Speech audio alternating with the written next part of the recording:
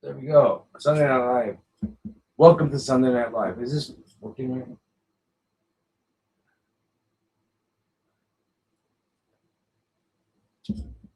There we go. And let's do here also.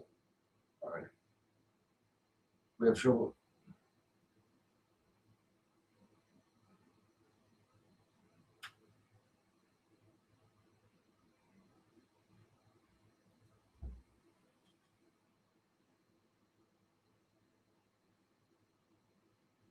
Just a moment, everyone. We'll just go.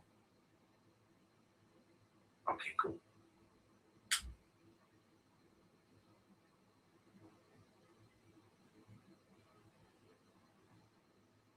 There we go. Cool. All right. Welcome to Sunday Night Live.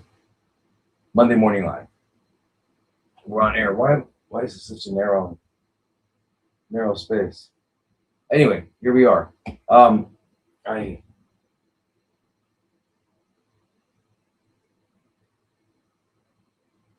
There we go. Good. All right, Stephen. Thank you. Aloha from Ronald. Aloha.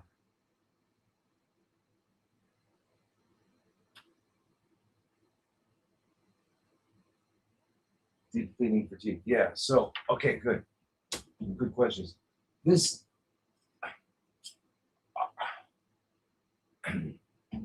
This is on a portrait because I have to fit into this little window here. Is this right? Hammy, is this right?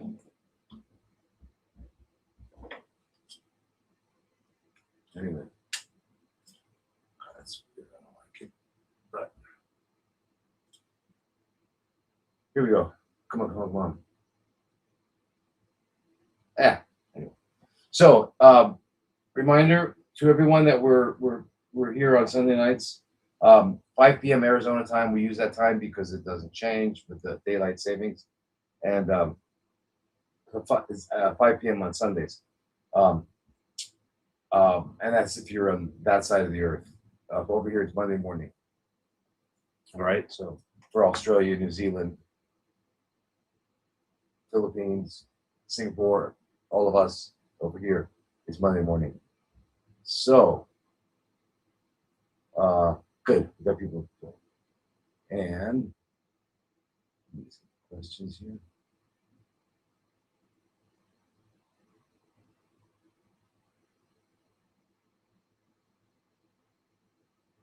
There we go, right there.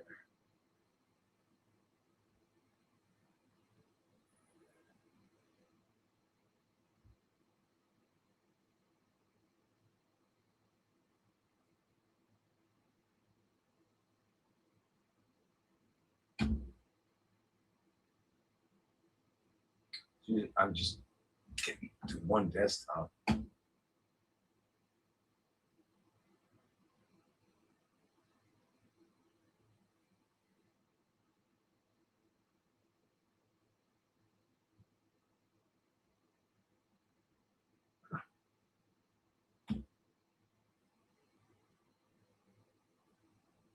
Oh my gosh. Sorry.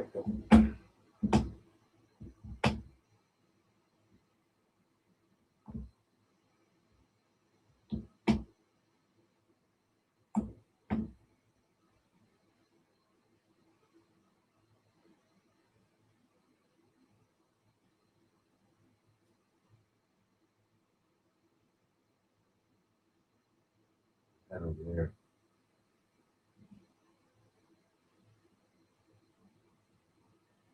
There we go. Okay, good. Good, good. All right. So, as you know, we do this on, we stream on all social media, WhatsApp, I don't know WhatsApp, Instagram, Facebook, YouTube, and all that. So they're all at Dr. Dr. Thomas Lodi, except for X and TikTok, which are the Dr. Thomas Lodi MD. Just, I'm sure you all know that by now. Okay. Anyway, and so and again, the format here is that you've sent in questions, and we're gonna do our best to answer as many as we can that have been sent in, and then I'd like to devote like maybe the last hour to questions that you're asking here, live questions. But really, if you join the groups, that's where we have our we have two weekly meetings where we go for 4 or 5 hours as long as we need to answer everybody's questions. I'd like to keep it at 3 because it gets too long for people, and especially where for me it's morning, but for you guys it's getting later and later and later. So we're probably going to work at keeping that at 3 hours just so that it makes sense for everybody. All right. Okay. So now that's about it. And so please like, follow, share this live, and subscribe to our channel so that you can receive notifications every time we go live or post a new content. Very good. So that's all that stuff taken care of. This window is weird. Like this window. It seems bigger on Instagram. So there we go. Hi, Andrea. Good morning. And from Adelaide. And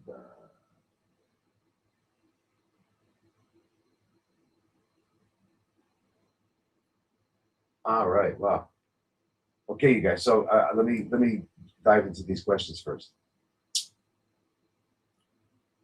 Let's make them a little bigger.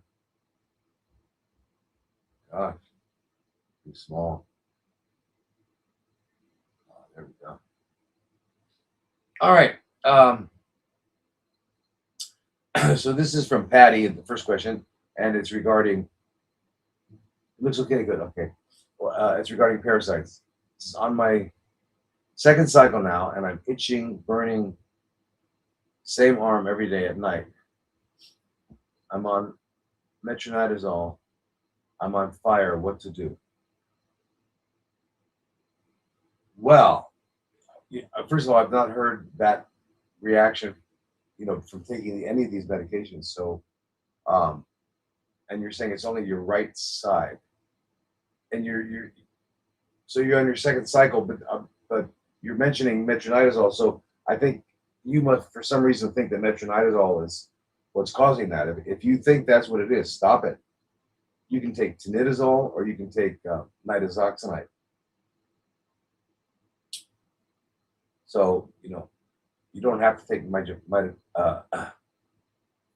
uh, metronidazole. You don't have to take that one.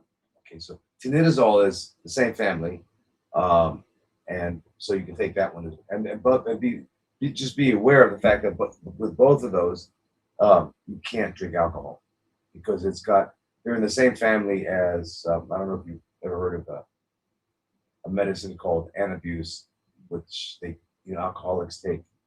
So if they're taking this medicine, if they drink, they'll get violently ill, vomit, feel terrible. Well, it's in the same class of drugs. So both metronidazole and tinidazole, you don't want to take if you're drinking alcohol. So that's keep in mind.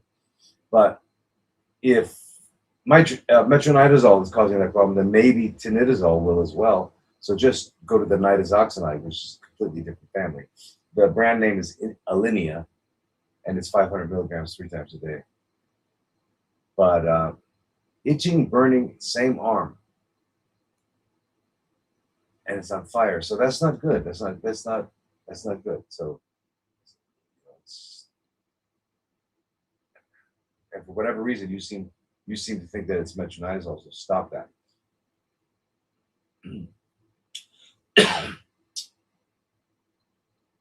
And remember, the metronidazole or tinidazole or nitazoxanide are for the protozoa. I'm sure you're taking the other ones for the worms, for the helminths. Like ivermectin, fenbendazole, um, or mebendazole, or albendazole, one of them, and then either like praziquantel or niclosamide. Now this is Sonia, and the topic is CFC steroids. I was diagnosed with stage 4 lung CFCs in April of 2023 and given 6 to 8 months to live. Who gives out that information? I mean, I hear you. I hear you. I hear that's what they think that they have that sort of authority. They do not have that authority. They don't know when they're gonna die. They don't know when. No one knows the future. There are some clairvoyants, and there are people who can um, see the future because, as we know, time's not linear. We know time is um, cyclical. We know that. We know that from the Hindus, from the Vedas, from Vedic, uh, um, I guess, science, philosophy. They call it the Vedic sciences. But pretty much the Vedas were, if you read the ancient Vedic texts from which Hinduism arose, um, and then subsequently Buddhism and Jainism. Um, uh,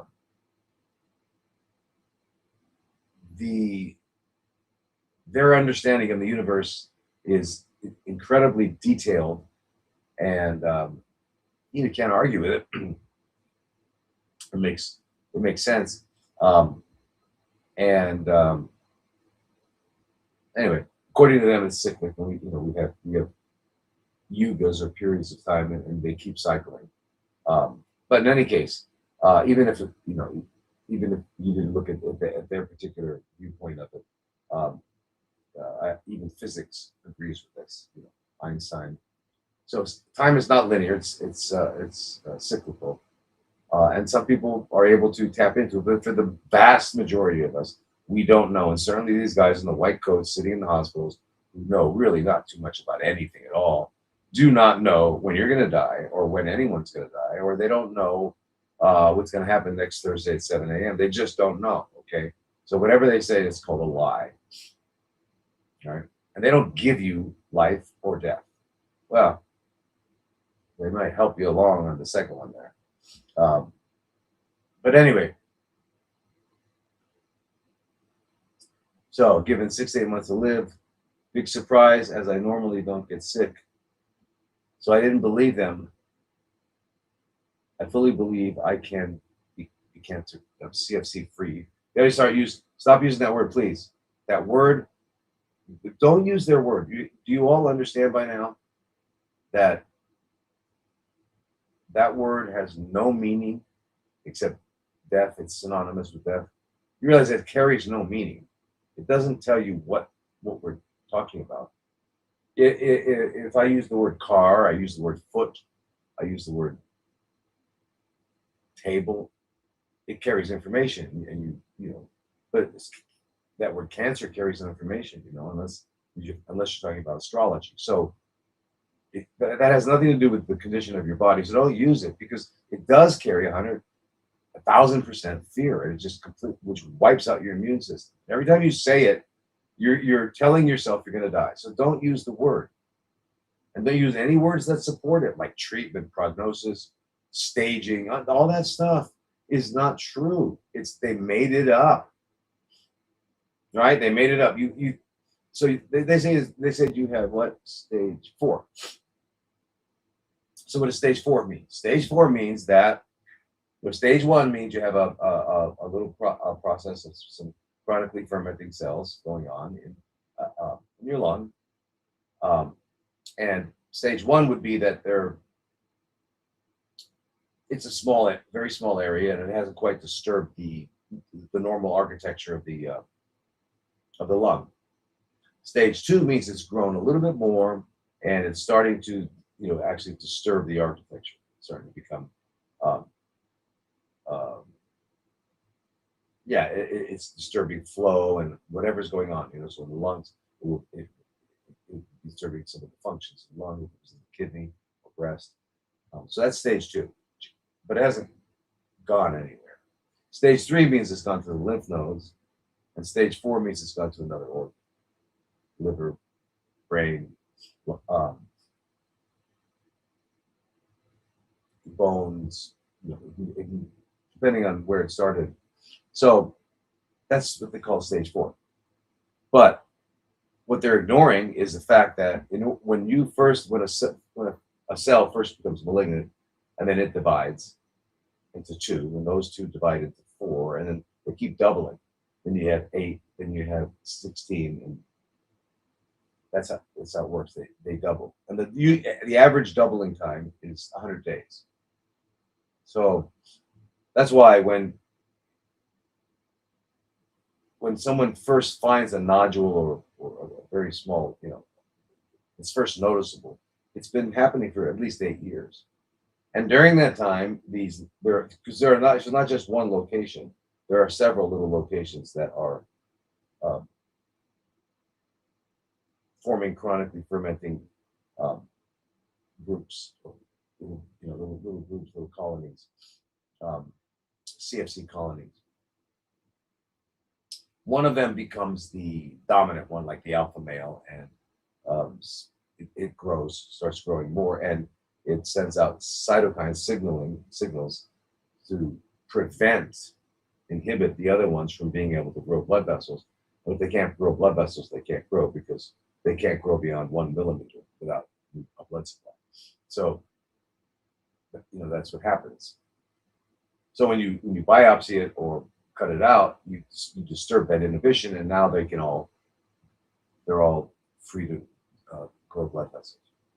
So that's one thing, one reason why you really don't want to do those things. You don't want to get biopsies, surgeries, because it's not going to help you anyway.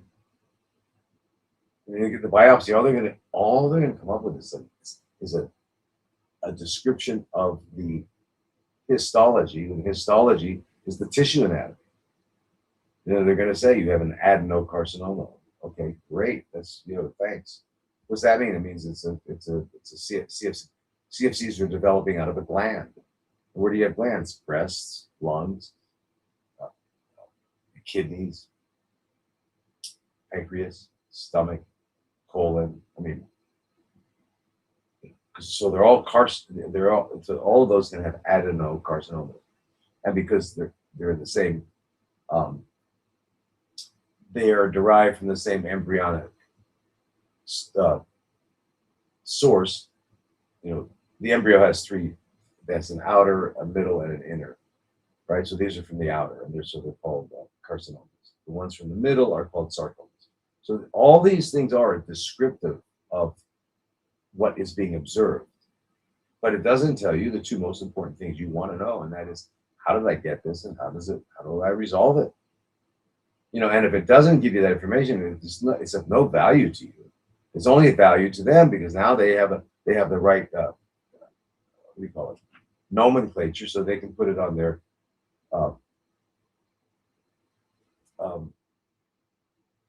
their sales algorithm, and they know. And that's why they want to stage it too, because if they put the stage 3B or stage whatever they call it. And they have different stages, but it's basically staging. And it's like we said, I told you 4 stages. That's just now they have the name, and they can stick it right into their algorithm, and it'll tell them these are the products and services you can sell this person, and that's what they do. So when you go to them and ask them for can I do this? Can I do that? Should I do it? No, just follow the rules, the algorithm. They're algorithmic freaks, and that's what they're good at. That's what they got trained at. They got trained in being in following the rules, and that's what medical school is all about. Can you repeat what your professor said? Can you repeat it exactly? Can you quote the studies that support this? And when we were doing what they call bedside rounds in the hospital, right, as 3rd and 4th year medical students, and also as interns and residents, and you've got the attending physician there, or senior or chief resident. They're going to ask questions to test you in front of the person who's lying there, as if they're not there.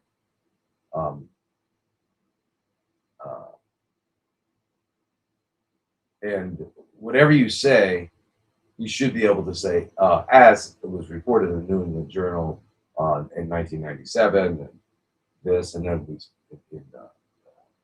then an article came out in America, but in the JAMA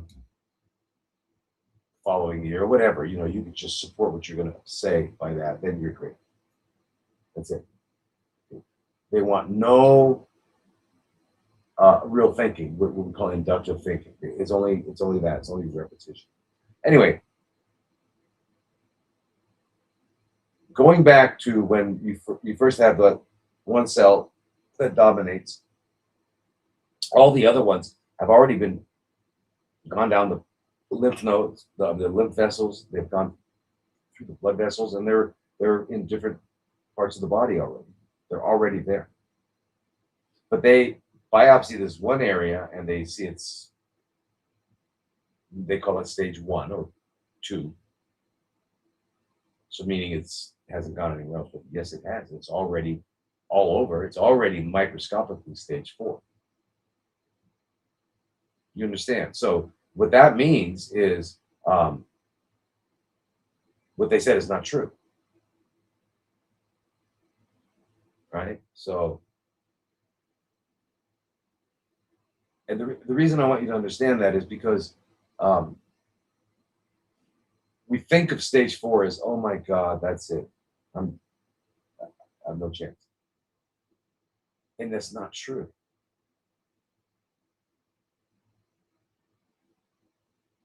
at all. And it's because this is not a local event. It's the same thing as if you found out you went into you had some sort of screening test and they with cardiology they did a calcium score and they decided that you had you know a lot of calcium in your coronary arteries and then so now they want to do a cardiac cath, take a look at your arteries and they do that and they see that there's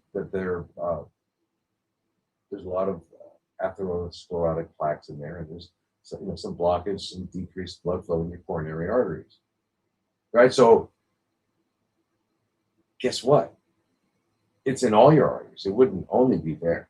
Everything is systemic. This is one system. This body is one.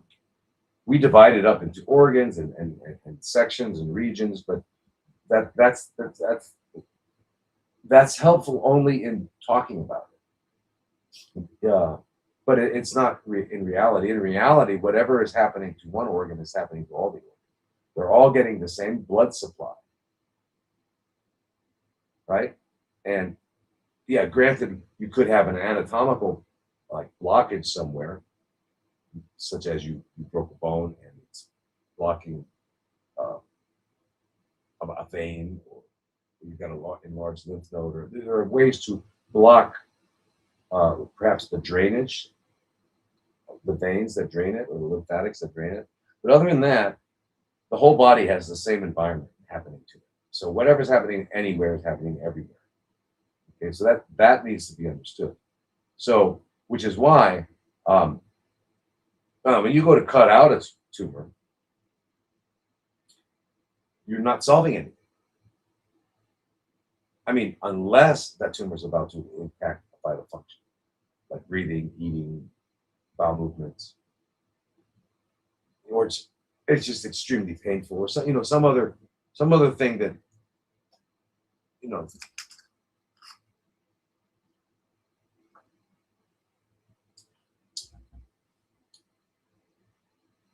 Those are the main ones: blocking a vital function, or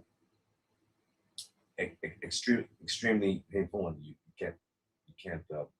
Nothing seems to help. Um, but what I'm saying is, by taking it out, you haven't solved the problem because they're really all over the place anyway, microscopically, if they haven't shown up. I mean, if they haven't grown enough yet, they won't show up on any imaging studies, and you won't know it. And so then you'll be thinking that it's, but they in their stage 2 or 3, yeah, 2, because it hasn't gone to the lymph. Lymph would be stage 3. So what I'm saying is it's already stage 4. What I'm saying is that their whole system is irrelevant, makes no sense. It only makes sense because then they know a couple of things. They know what they can sell you in terms of products and services, and they also think they now know when you're going to die. They think you're going to die on, let's stage 3B, pancreatic. So this person will die within some amount of time. I don't even want to say those things because words are words. The tongue is much mightier than the sword. So you don't want to say those words. I won't even say. But anyway, but that's called a prognosis. A prognosis, if you're prognosticating, you're predicting. You're predicting. And what does predicting mean? It means guessing. You're guessing about the future. You don't know the future. You don't know the future. You don't know the future. They don't know the future. Because I've had people, thousands of people, who were told they were going to be dead within a certain amount of time. And they said, all right, well, then I'm just going to go live my life. And they went and lived their life. They didn't. And I'm talking about people who didn't change anything. They didn't change their diet. They didn't uh, do anything. to modify their health, their lifestyle, and they come to me 8 years later, and they were supposed to be dead in 6 months or 3 months, and they're not, and they didn't do anything. Do you understand that? You have to understand something. If let's say I worked at MD Anderson, right, one of the big ones, or I worked at Dana Farber, or I worked at Sloan Kettering, it doesn't matter.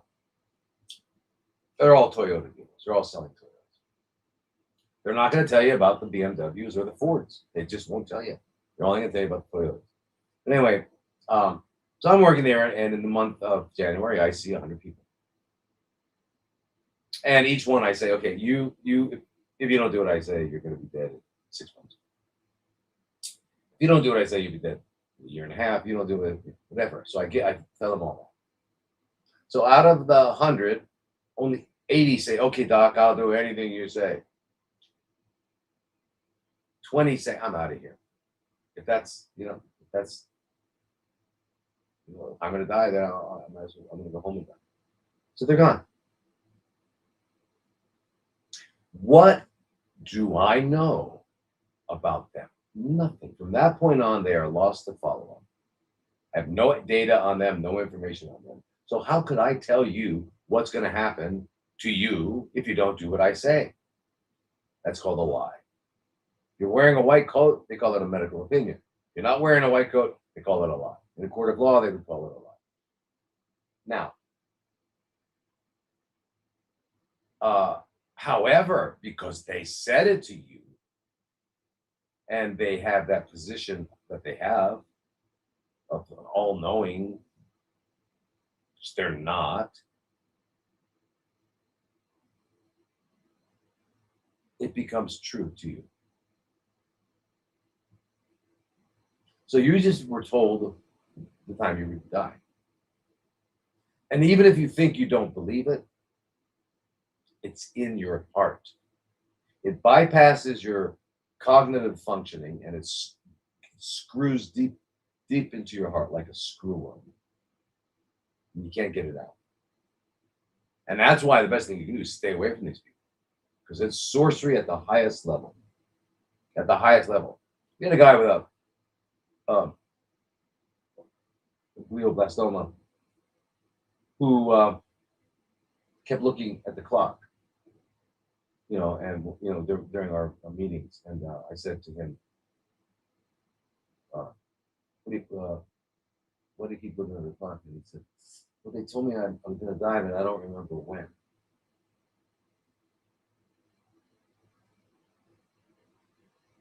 That's not funny. That's not funny, because that's how powerful that is. But people die on cue. If you're going to, they 3 months dead, 6 months dead. That's called sorcery. They don't know. If you look at the studies, you look at the research, and again, you could do that. You could take the same raw data from the research study and apply it statistically in a different way and come up with some different results and therefore different conclusions. You have to understand that. But just understand that they don't, first of all, they don't know the truth because they don't study the truth. What do I mean by that? What do I mean? They don't study health. So don't talk to them about health. And by the way, aren't you there to find out how to get back to health? If that's your goal, those are other people to see. If your goal is to get healthy, you don't talk to doctors. They have no idea what health is. It's not in their vocabulary, except that they call themselves healthcare professionals, which makes me vomit. And a healthcare facility. There's nothing about health in any of this stuff. These are disease land. Like Disney, you have Disneyland, you got disease land. And these are disease land stories, right? They've made up all these monsters called diseases, and it's disease land. And by the way, when you're born, you're going to get, I want you to know something, kid. Welcome to planet Earth, but you know what? You're going to get sick and die pretty quickly because with all these diseases, they're going to get you. So, your parents got insurance. What that means they're ready to pay for this. So you're like, it's planned out from the beginning, and you're born in a hospital because being pregnant is a medical condition. It's got to be overseen by doctors. And they deliver you and immediately hand you off to the pediatrician, who you immediately get poisoned. And then we die in the ICUs, getting swallowed up by machines. Welcome to Rockefeller's disease land. And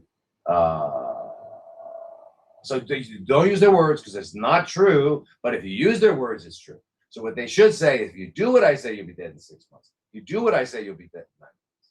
Okay. So anyway, I just have to clarify that because it's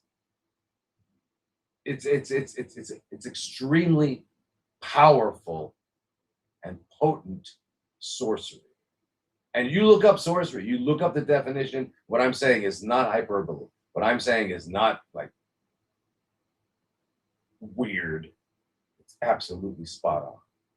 Okay, so big surprise. I normally don't get sick, so I didn't believe them.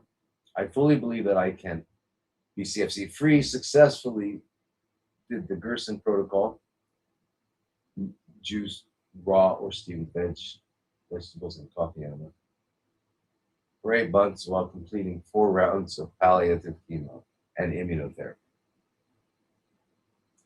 Fasted 72 hours before and after chemo infusion. I healed fast. 80% of the CFCs were gone. Sadly, immunotherapy almost killed me in January 2024 and gave me Addison's autoimmune disease. Again, there's that word. There's no diseases. Right, which in parentheses, adrenals no longer work. Adrenal glands no longer work from the immunotherapy. Is that immunotherapy?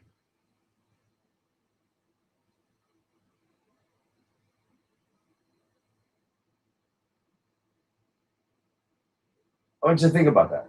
Is that okay? I'll talk about that in a moment. Okay. So I was put on manual cortisone to replace natural adrenal function. You see, they put you on cortisone to. I'd like to know what they put you on. Which one? While on steroids, I had to bring back meat to stabilize blood sugar, as the steroids made it impossible to go without protein or do vitamin C infusions. See, language, I'm just saying, but based on your language right here, Sonia, they've got you. They've got you. You're singing their song. This is their song. You know all the verses. And I'll explain what I'm talking about in a moment. I chose mistletoe and exercise to stay CFC free. Over the past 1.5 years, I've gained 50 pounds, and in November of 2025, I developed 4 new CFC spots, 3 in the lymph and 1 spot elsewhere in the lung.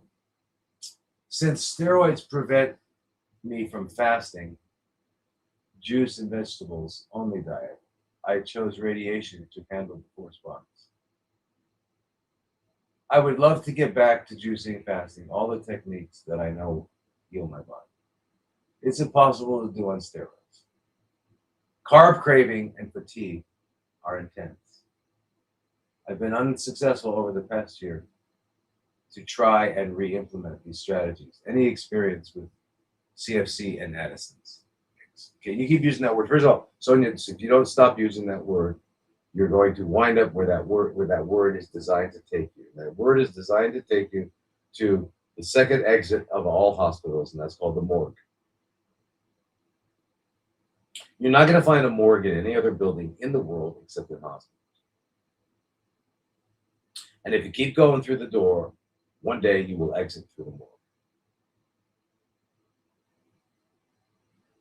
Do not use the word. So first of all, you said you had to bring back meat, meaning dead muscle, the muscle of dead animals, right? Unless you were talking about eating kidneys and brains, right? I don't think so. Probably the muscle. So you had to bring cow or pig muscle back into, or lamb or sheep muscle back into your. You start eating that again to stabilize your blood sugars because you were on steroids, and you needed protein. And so you need protein. So you ate animal flesh, animal muscle, to get protein. So that's the only place to get protein, right? Right. That's what they told us, right? And vitamin C. And I couldn't go without protein or do vitamin C. You couldn't do vitamin C infusion. Why is that? Are you meaning because if you do the finger stick, the blood sugar finger stick after a vitamin C infusion is going to look like your blood sugar is 300, 400? But it's not. We know that. If you do a blood test from your arm and send it to the lab, it's a different technology, and it's not going to show that elevation because all vitamin C ascorbates are derived initially from glucose. Most mammals, and all the other animals produce vitamins, produce ascorbates. Some produce it in their kidneys, some produce it in their liver. And mammals make it in their liver and from glucose. So it's very similar molecules. So yes, on the finger stick, it will look like glucose. With a glucose aside. So there's no reason why you couldn't have done vitamins. You had ignorant doctors.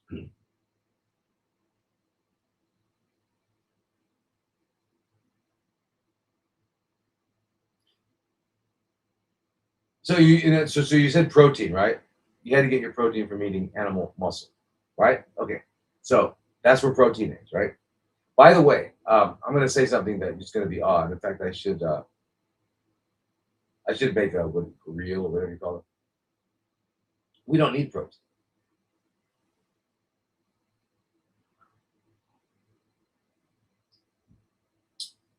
What did he say? Is this guy a real doctor? I mean, we don't need protein. I'll say it again.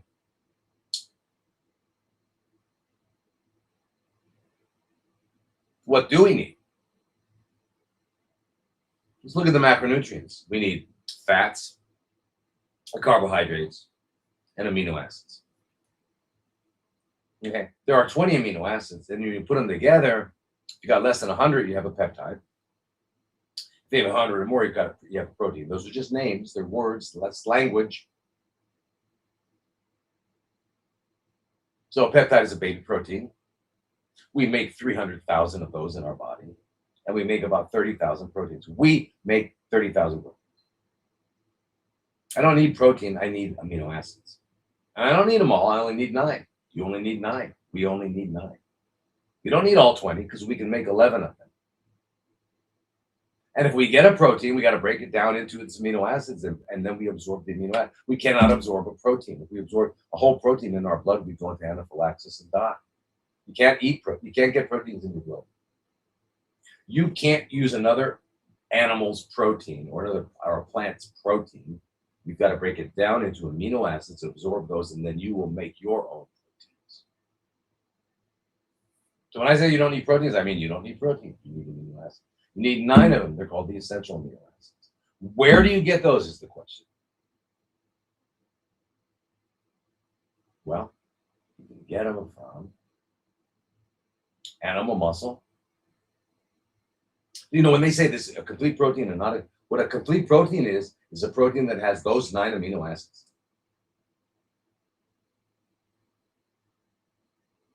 Man, you gotta have a dead animal if you want to get some real protein. You want to be strong, you gotta get some. If you want to be strong, you gotta eat death. To be strong, you have to eat dead things. Yes, I believe that. That sounds right to me. In the Rockefellerian world, and we have one of the news spokesmen who sits around and Fauci. I mean, what happened to this guy? You know, this guy. He did one of the most evil things ever continuously for 4 years. He's just disappeared. He's going to get away with it. Yeah, they're all going to get away with it. Anyway,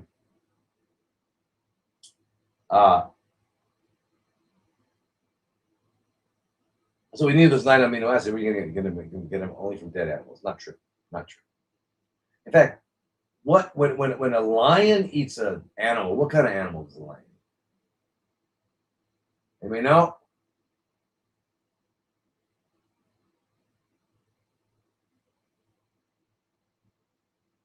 Anybody know what kind of animal a lion or tiger would eat.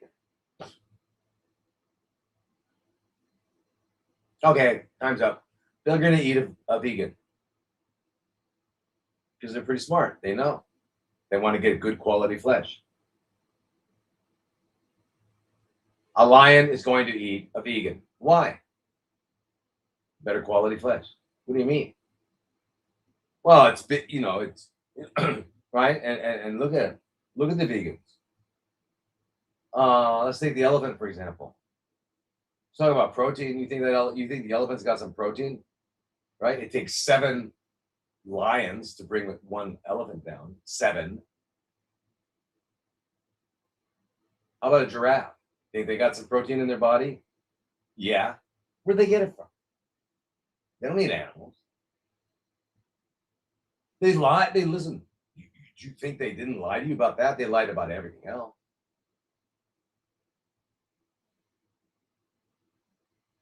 Mhm. Yeah, they eat antelope. They eat wildebeest. They eat zebras. They eat vegans because vegans have great protein. So I got an idea. Find out where the vegan got the protein and skip the middleman and just go right there. You like to buy retail? Isn't it better to buy wholesale? Go to the wholesale. It's a better deal.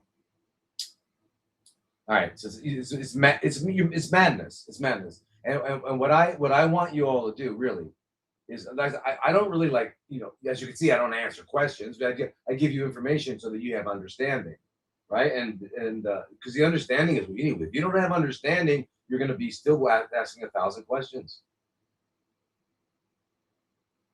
per hour. All right. Again, and I can see from your questions, you're all still hippo. Yeah, So the big animals, the strongest animals are hippos, rhinos, giraffes, elephants. They're all vegan. But lions, they got to think twice if they're going to go after a rhino, right? And giraffe will just, just, you don't have to go to medical school to know this. You just have to open your eyes and take a look around the jungle and see what's going on here. And by the way, if you're confused about what humans are supposed to eat, if that's confusing to you still, then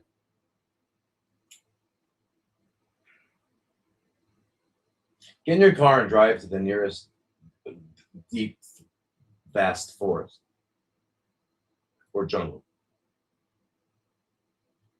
Get out, take all your clothes off, put them in the car, and push the car over and go into the jungle or go into the forest naked, like you were born, like you were equipped by nature, by God. And you tell me what's for dinner. What were you equipped with? What are you equipped with to eat? If a raccoon is hungry and there's no, because raccoons are scavengers, so are dogs, so are rats, or bears, scavengers. They'll eat anything, and they can eat anything, and they've got the digestive apparatus for that. But they can also kill if they need to eat an animal. They're equipped to kill. They don't need a gun.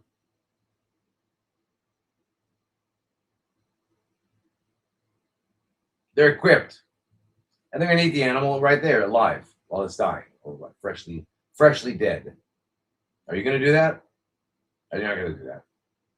You're not gonna eat the animal alive, and you're not gonna eat it freshly dead. And you know why? Because you're not a carnivore. Call yourself a carnivore. You can call yourself, I don't know, a Democrat or a Republican or an American or all these things. That's not what you are. Or a Canadian or an Australian or a Zimbabwean or doesn't matter. That's not what you are. It's all nonsense. All right. Anyway, so first of all, so you were on there, you believe them. It's not true. You get protein, you get your 9 essential amino acids from plants, mushrooms, fruit, animals, yes, eggs, yeah. But they're not the only source. And the animals that are the biggest full of protein guys are vegan. So what's up with that? How do we explain that? don't explain that. We can't explain it. You can't spin it. There's no way you can do it. But they did. They get away with it. So please understand. What I want you to do is don't believe anything and start to think. Right? You use your arms every day, right? If you have arms, you use your legs every day, right? You got a brain. Use that every day too, and you use that by thinking critically. And if someone tells you something, say if you don't know that to be true, then you've got to find out if it's true.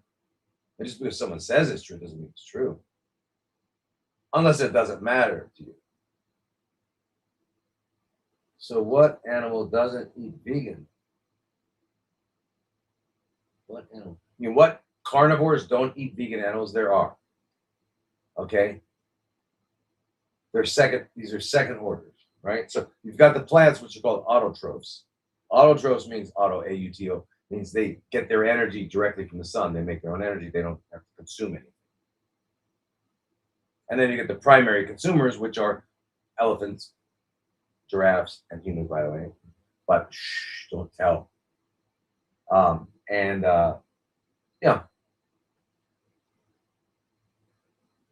Deer, rabbits, primary consumers. Secondary consumers are the animals that eat animals. And the second order are the animals that eat animals that eat animals. These are like vultures. And hyenas will, But believe me, a hyena prefers to eat a vegan. But they will eat a dog. But the lions don't eat dogs. They don't eat carnivores. Second order carnivores, they do exist, and they are, and that's why we have vultures and stuff like that. So,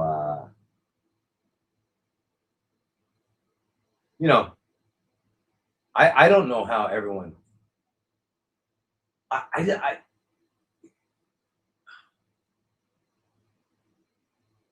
What I'm saying now is not profound. You don't have to be smart. This is like we're talking about 1 + 1 is 2. Oh, and 2 + 2 is 4. That's what we're talking about. We're not talking about anything that's like, it's not a big deal.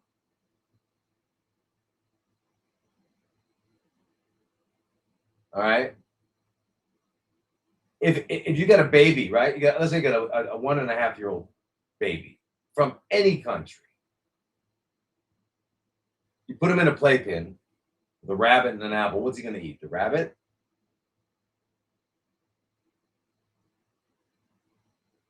He's going to eat the apple and play with the rabbit. Now, if you put that rabbit and an apple in the cage with a baby lion, what's he going to eat? So that's called instinct. Before we get enculturated, because you have to stick corpses in our mouth when we're really young to get us to go along with it. It's not our first choice. We don't look around at animals and go, I don't know, I'd love to eat that animal. We don't do that. Period. All right. I don't know how I can ever get the world to understand. So anyway, so they gave you this immunotherapy, which caused Addison's. In other words, it wiped out your adrenal function. That's incredible. So now you're on steroids. Okay. So real quickly, steroids are what? Steroids are molecules produced by animals and plants. And for us in animals, we're not an animal. Yeah, we're not plants. Okay. So derived from cholesterol. And so where do we get cholesterol? We make it. It's not a vitamin. You don't need to eat it. You don't have to go to the drugstore and get cholesterol pills. You're going to make your own cholesterol, by the way.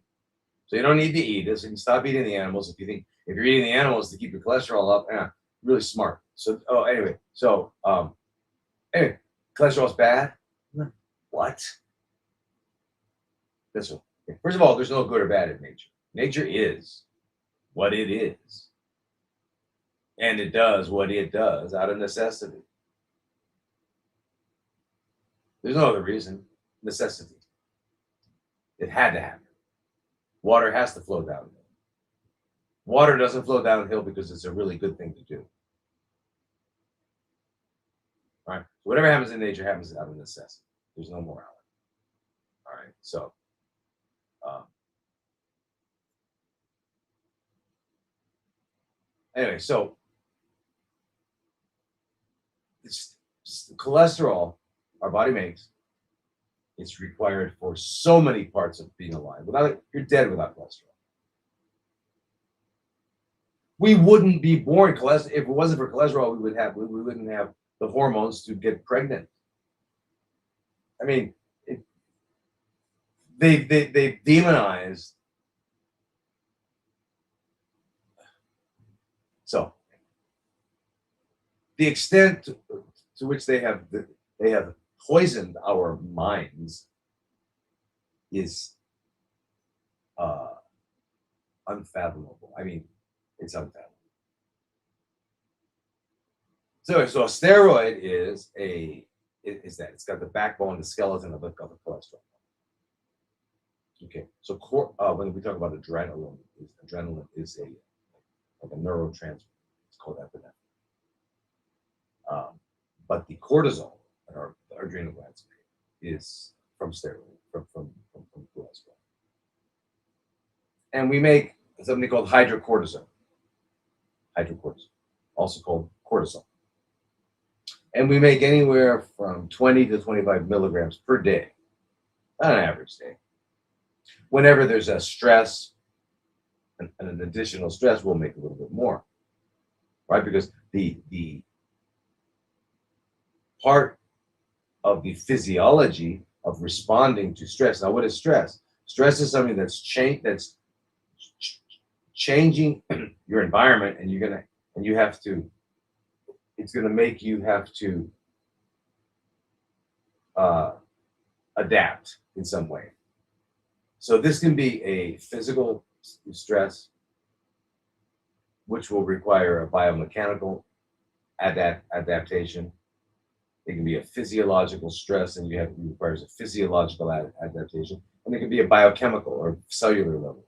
It requires a biochemical adaptation. Okay, so for example, something pushes me, my left leg pushes me this way, my left leg will go out. Try to. That's a biomechanical homeostatic corrective response, trying to maintain my integrity, my balance. And that's a stress. We require that. Getting up, standing up from sitting is a stress on the body because it requires an adaptation. Blood's going to start pooling in my legs. So all sorts of things happen. We don't realize all these things. And then there's psychological stresses as well. So what I'm saying is that all day long, that's what the cortisol's for, because the cortisol and the adrenaline, which is epinephrine, together do all sorts of stuff to help us be able to deal with stress. Functionally be able to deal with stress. Biochemically, like you said, the steroids, cortisol, causes blood sugar to go.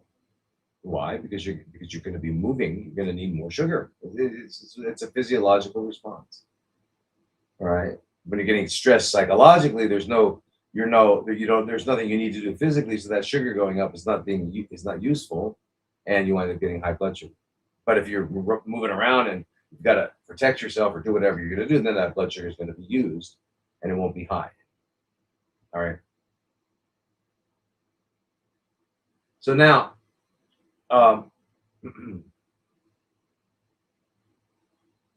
so you shouldn't be getting a lot of hydrocortisone, and I don't know if your adrenals are completely shot or what. I don't know what they did. I'd have to test you, but you can still get vitamin C. You can still that thing. You do not have to eat corpses. All right. In fact, you'll be better off if you don't eat corpses. And if you don't understand that, we'll have to talk again.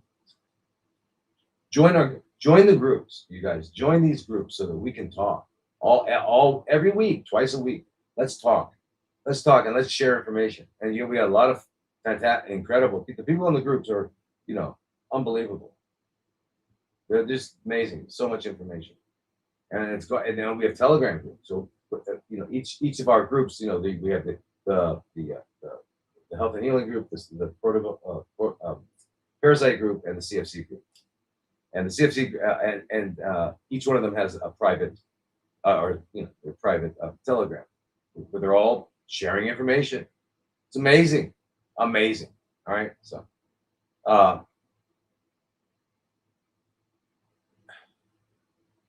you gain 50 pounds, and you're not eating the food that you need, and you chose radiation to handle the full response. Well, I can tell you something. I don't even have to know the outcome, but they won't. They won't. If that's what you're gonna do, or you have done, they won't. Just like whatever you've done so far didn't work, right? So you were diagnosed with stage 4. So they gave you a lot of chemo. And you said 80% went away. That means 20% didn't go away. And they gave you what they call palliative chemo. Do you understand what that means? You use the word. Do you understand what it means, palliative? What does palliative chemo mean?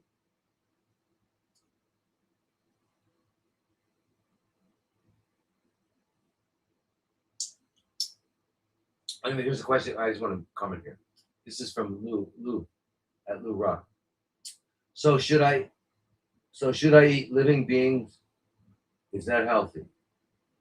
Like meat, sushi? That's a real question. I mean, you're not being funny. Well, if you want, I mean,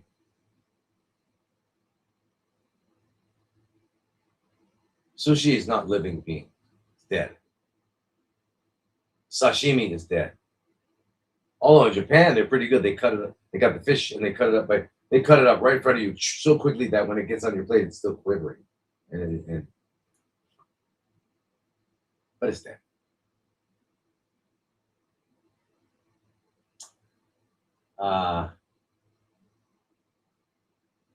Here's someone else who's got an adrenal insufficiency from immunotherapy. Come on, I mean, so this was immunotherapy. So first of all, the immunotherapy didn't work, right? It didn't work.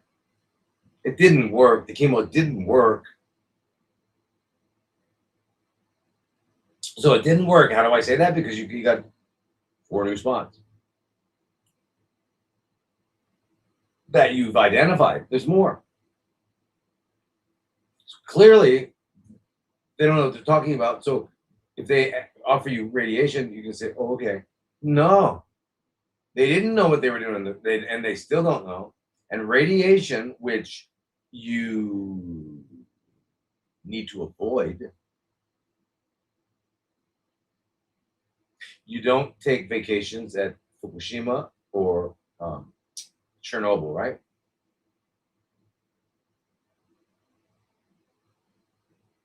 If you're a radiologist, you've got to have, or a radiology tech, you've got to have a little, it's like a badge that collects, that measures the amount of radiation that it's exposed to. So you have to look at your cumulative amount. Why? Because it's deadly.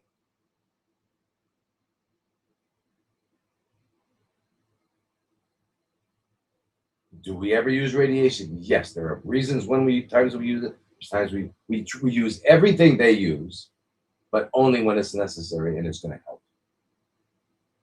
Okay, and that's what they don't think about. Anyway, so you gain all the weight, they've got you on way too much steroids, I'm sure. Yes, you can do. The answer to your question, Sonia, you can do everything. You can eat right, healthy. You can live right, healthy, and if you do that, you do all those things. You're not going to need to think that a poison or shooting a radiation at you, ionizing radiation, which is deadly, is going to help you.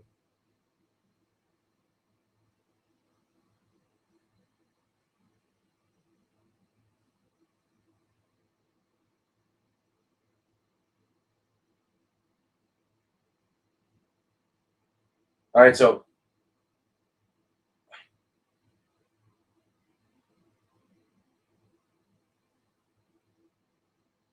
Hey, doctor, do you think AI will eventually replace humans as doctors? Absolutely. Absolutely. Absolutely. Very soon. You, listen, because they'll get it all. All doctors are doing is they're repeating, regurgitating algorithmic responses, right? That's all they're doing. They get your blood test, they do what they call a physical exam, and they do imaging, and they put that together, and they then come up with a word for it, which is called diagnosis. So the diagnosis is just to give it a name, and then you go into the algorithmic tree and you figure out what to do. You don't need a doctor for that. You don't need a so all you need the only thing that the machine can't do at this point, I don't know if the robots will be able to, but it's the physical exam. They probably will be able to do that probably better. Very, yeah, I'm sure it can already. We listen to the heart, lungs. We look in the eyes, we look in the ears, we look in the mouth and nose. We examine the neck, the lymph nodes, the breast, the abdomen. Uh,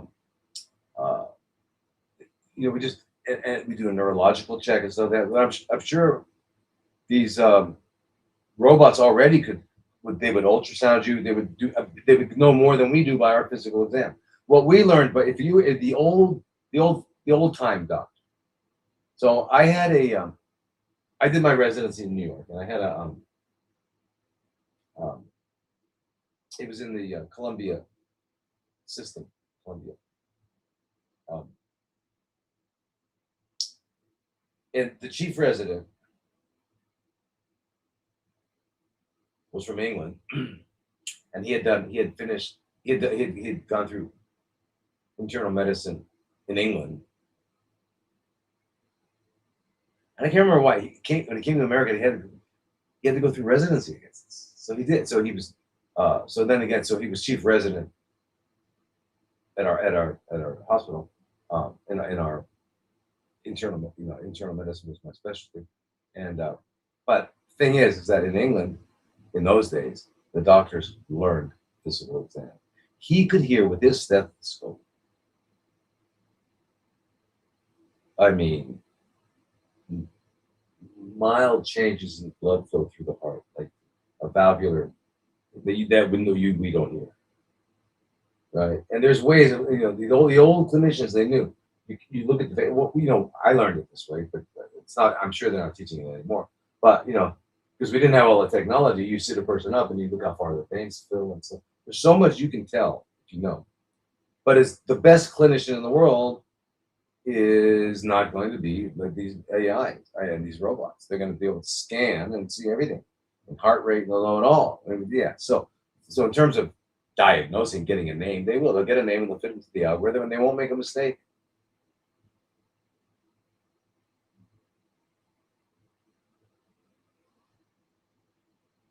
Your AI tells you to consult your doctor because your AI is following instructions. It's been programmed to do it.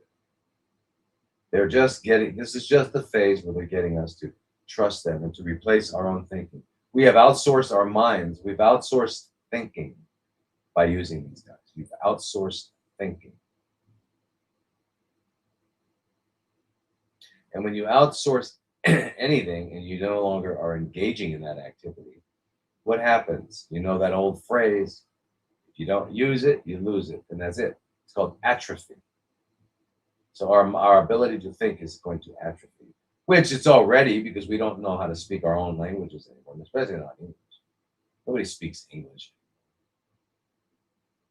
In England, no, I mean, I've met people from England who speak beautiful English. Have a wonderful. I mean, most people from England have a wonderful command of English compared to Americans, Canadians, Australians. I mean, Australians actually better. They have a better working vocabulary than Americans. I think Americans and Canadians are pretty much the same. And but England, I mean, I remember when I had an urgent care center, I was seeing a family came in and they were on vacation. It was a kid. The kid was like 8 years old in England. It blew me away. His language description is like blew me away. So anyway, we don't speak English, and now we don't even write English, right? It's the number 4 and the letter U means for you because I don't have the time to write out FORYOU. I just don't have the time. I'm really busy doing what? Well, I gotta look at my feed. You guys don't.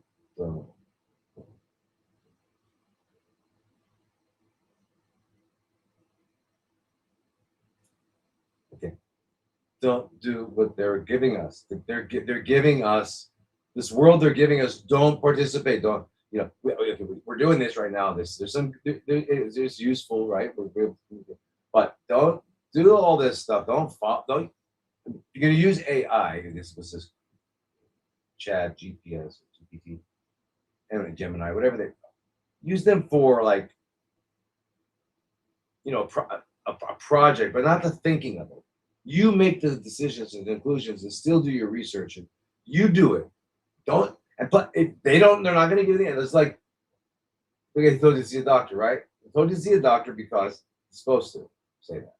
They're going to give you information that you're supposed to hear, and that's part one. But if you know enough about the subject you're asking it, then if you ask it deeper and deeper and deeper, because it has access to research, and it'll find what you're talking if you know what you're talking about. And I do it all the time. I'll what is it? Just for fun, just entertainment, about diet. And it'll give me the typical answer, and then I ask these. And at the end, he's say what I say, because all the research shows what. Okay. So remember, this AI is artificial idiots. They're idiots, and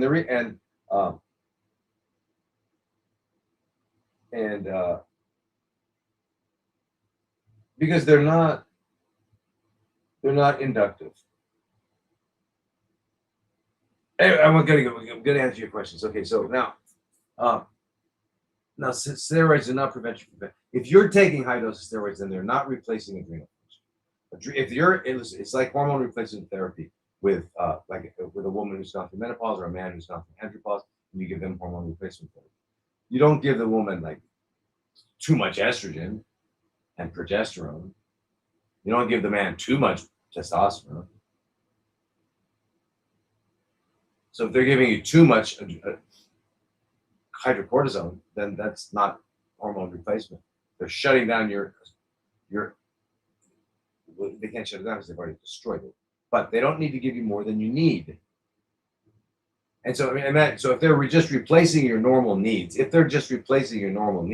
then you shouldn't have a problem with fasting, etc. I'd really, Sonia, I'd love for you to join the group so I can find out more about what's going on with you and help you if I can. So yeah, the carb craving and all that stuff, all that stuff is, yeah.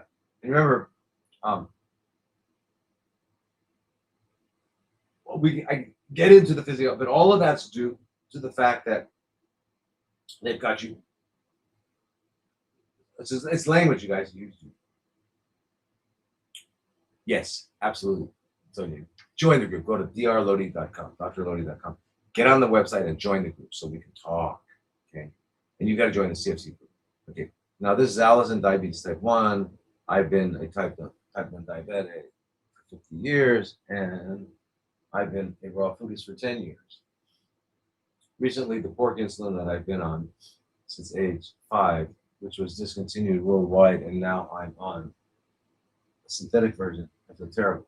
I'm so tired, and I feel an urgency to get off of this before it takes me down. Any suggestions? Frequency medicine? Okay, so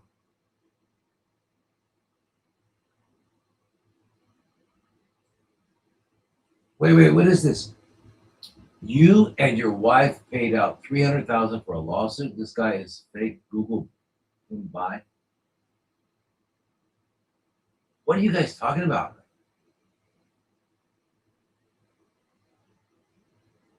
What are you guys talking about? So I'm like, should I just like stop talking? Sounds like you're on like somewhere else.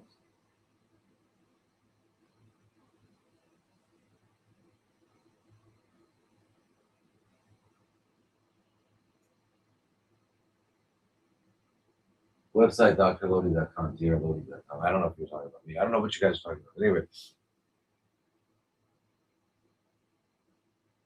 cancer and Addison's, yeah, believe me, we can deal with that. So now, back to Allison. So, type 1 diabetic. So, for those of you who don't know, type 1, usually when we think of diabetes, we think of people that are, overweight, eating too much carbs and stuff like that. And that's called type 2. And that's because their pancreas is making insulin, but their cells have become resistant, which is a homeostatic corrective response, an adaptive response. Yeah, you get too much of something in your body, and your body will modify itself to protect itself, and that's just its protection. So that's type 2. Type 1 is where you lose the cells in your pancreas, uh, called the islets of Langerhans, or beta cells, are no longer producing insulin. So it's not that you're insulin resistant, it's just that you're not making insulin. Now, this has been linked to pretty clearly to, and not 100, there's nothing 100, it's not 100%, but quite frequently linked to dairy, where you develop an antibody response to dairy, because after a certain age, dairy is not food for us, or any mammal. Any mammal. When all mammals wean their children, and they don't tell, you don't see a baby uh, dog, a mother dog telling the puppy, "Listen, we're finished here, but you see that goat over there? Go for it." It doesn't happen. Okay, they don't. Milk is baby food. Okay, when you take off your diapers, you stop drinking milk, and of course, you don't eat the coagulated hard uh, uh, stuff that when milk sits around for a long time, it becomes cheese. So, but that's been linked to that. Um, but basically, what happens is uh, there's some sort of what they refer to as an autoimmune condition that destroys those cells.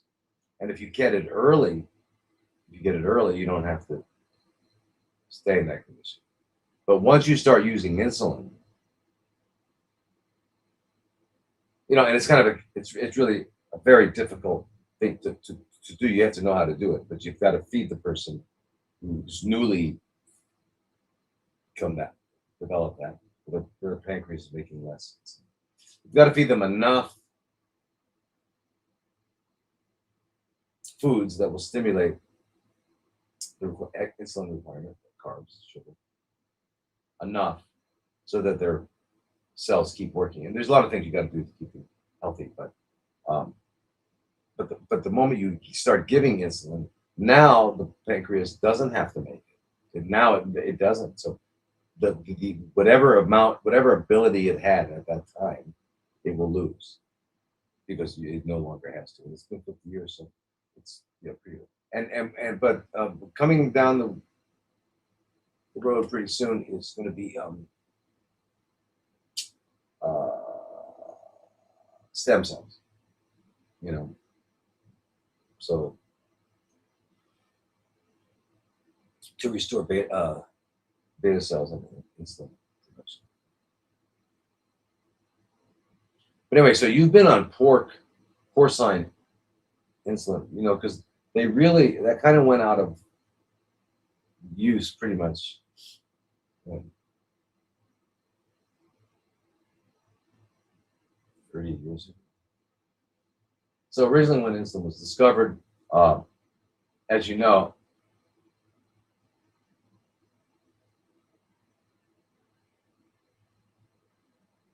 thank you, Lori. Fantastic. Just to give you an idea, the words they use in biology and science is that something is conserved.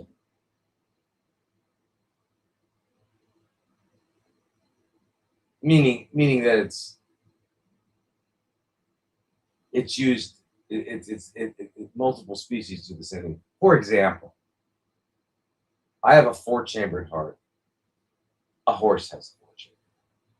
A dog has a four-chambered. And then there are animals that don't have, the less chambers. So in other words, and then two lungs, kidneys, liver. It's a pretty good idea. Well, there's all those mammals have it. You understand? So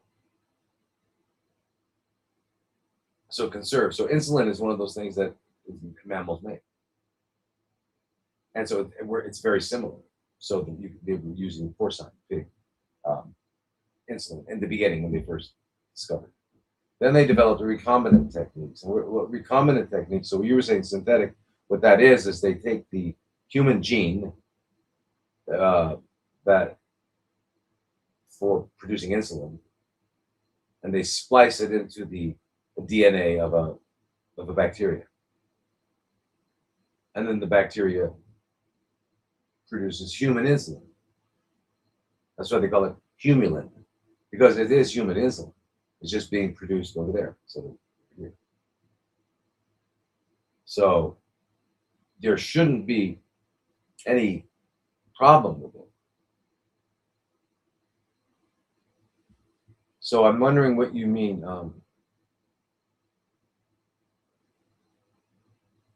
So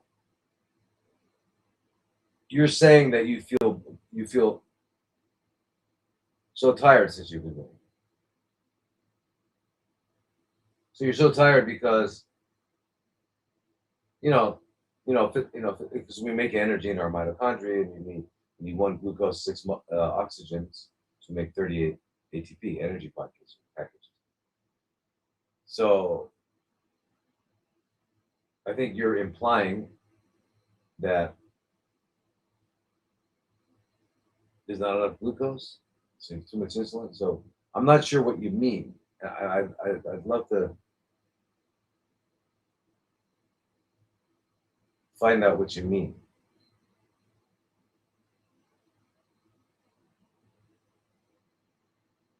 Because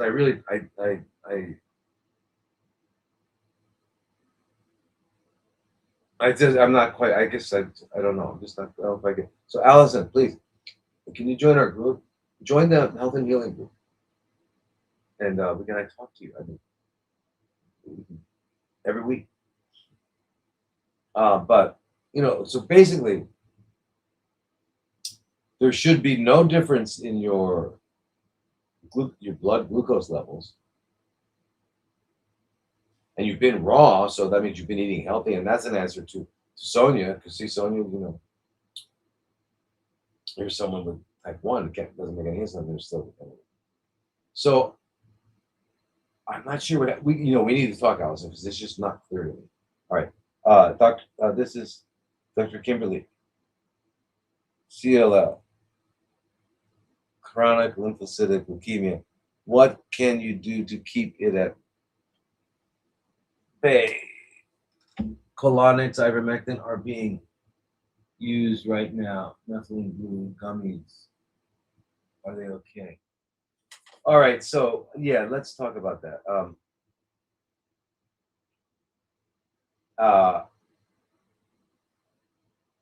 Chronic lymphocytic leukemia.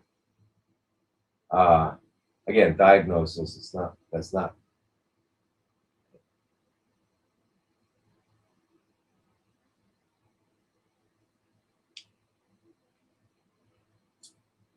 A leukemia is where there's a problem in the bone marrow, and in your case would be lymphocytes, because our body makes white blood cells in the bone marrow, and and there are lymphocytes, neutrophils, monocytes, all kinds of. So the problem is with the lymphocytes, and so somehow there's a dysfunctional clone that's being produced. So in leukemias, you wind up getting really high white blood cell counts, and you would think, well, great, now I have a strong immune system. But no, because they're really not functional. They're kind of like, yeah, they're just not. They're not all. They're not all there. Number one. Number two, there's so many of them that they push out. There's no room to make the other ones. So we wind up getting all the other stuff that's made in the bone marrow, like red blood cells. So we get anemic. We get thrombocytopenic, which means our platelets will go down, and then all the other white blood cells are low. So it's really not a it's a really complicated situation. So your question really is,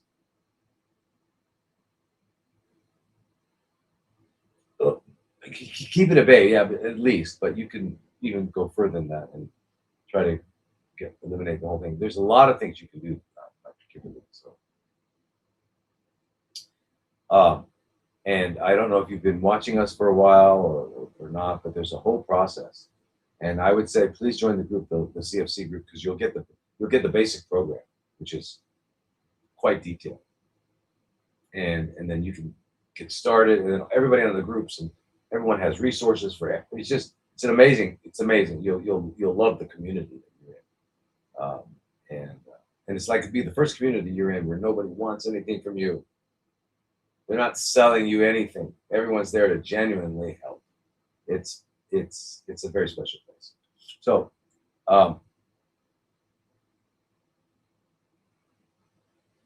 Yes. So we need to do everything from, I don't know how long you've been involved, you're watching us, but you know, biological dentistry, and we got to clean out. Remember, if we understand the fundamentals of how CFCs develop, whether it's ovary, lung, breast, brain, kidney, pancreas, lymph, bone marrow, whatever it is,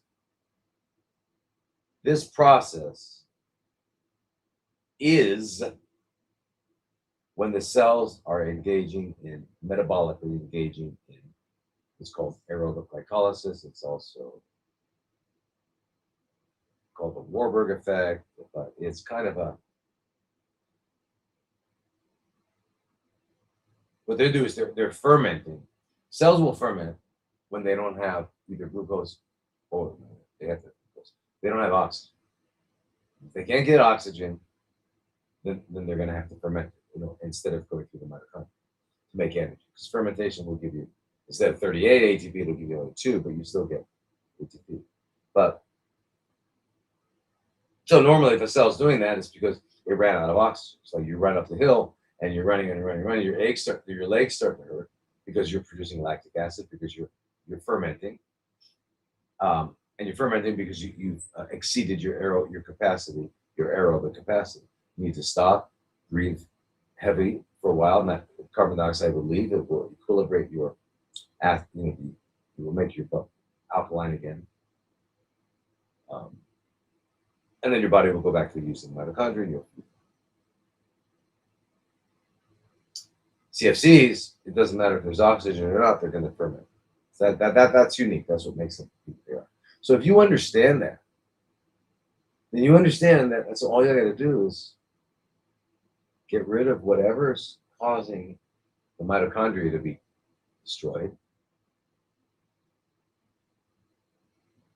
and make all the systems strong again, and it'll work. And that's all. That's what you need to do. It's crazy simple. Crazy simple. Excuse me, one second.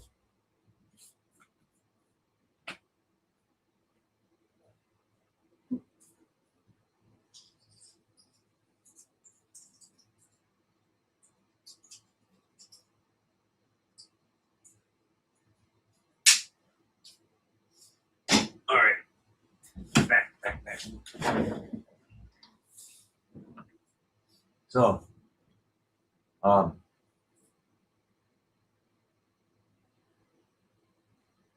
So, Dr. Kimberly, what you're talking about is what interventions can you do?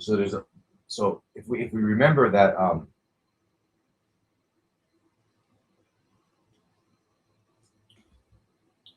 dealing with CFCs, we've got to do 3 things. One is we've got to change our body's chemistry so we no longer produce them. Number two, we want to eliminate the ones that are there without harming healthy cells. And number three, we need to wake up the immune system because it's been paralyzed. And with all three things. So what you're talking about is what interventions can you do. But there are things you can, which, yes, ivermectin, methylene blue, and all that stuff. I said, but you've got to, the other one first is let's stop making it. And let's wake up the immune system. So, and I don't know where you are. Obviously, you're not in an acute phase of the CLL. But so what can you do? Lots of things. The cleansing, the biological dentistry, all of that. And balancing your hormones, balancing your autonomic nervous system, balancing your immune system, healing your gut. All these things. Right? And wait a minute. I need to hire you. Talk to Oasis, but they denied me this parasite that started yeah, Crystal, I don't know which they denied me. So contact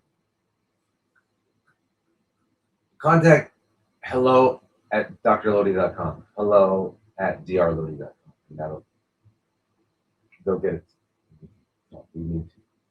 Crystal, yeah, right away. Okay, so right away. Today. Okay. So Dr. Kimberly, so there's a lot of stuff. The cleansing, the colonic, all that stuff, lifestyle, eating real food, and then ivermectin, and not just ivermectin. You've got to do all of them, and you've got to do them at a certain pace, because otherwise you're gonna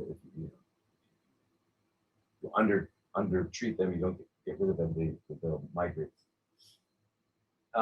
So yeah, lots of things. So methylene blue it's all good, but it's got to be. It's not. You can't isolate these things. You've got to put them in a large context of what you're doing. It's an entire. It's your lifestyle changes, completely. Your way of thinking changes. I mean, it's weird. I'm in this tunnel. Anyway, yeah, it's your new job. Okay. So please, Kimberly, Dr. Kimberly, join the CFC group, and I'll talk to you tomorrow. Barbara C. Chronic inflammation. I need direction to a teen who will be 17 in March with Crohn's since age 12. Post being given tests to clarify if she needed growth hormone supplements. Tests said her hormones were fine, but she has been ill ever since with biweekly steroids. As she comes of age, gets away from the same pediatrician. Where can I direct her? Is there hope? Yeah, there is absolute hope by getting away from the pediatricians immediately. Any of them. Bi-weekly steroids for Crohn's. Yeah, so, okay. There's no such thing as Crohn's.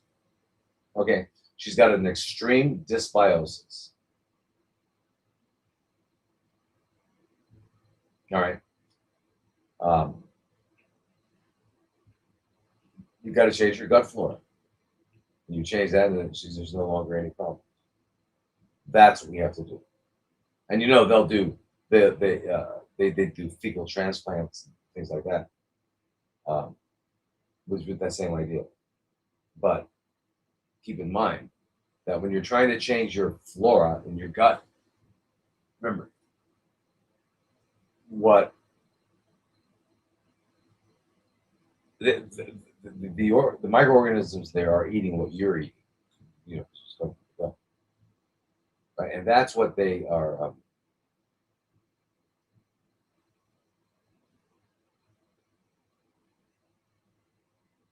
That's why yeah, we can take probiotics, but they won't stay there if we're not feeding them.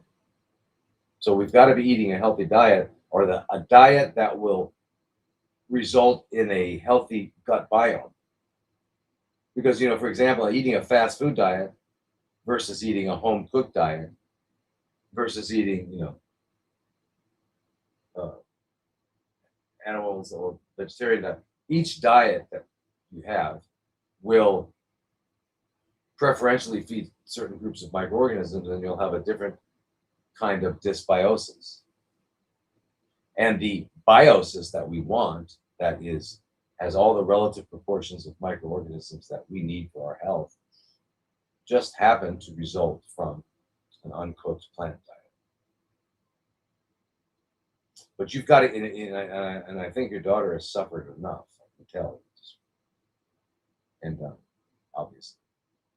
So it's when that's what it takes. In order for us to make some important changes in our life, we've got to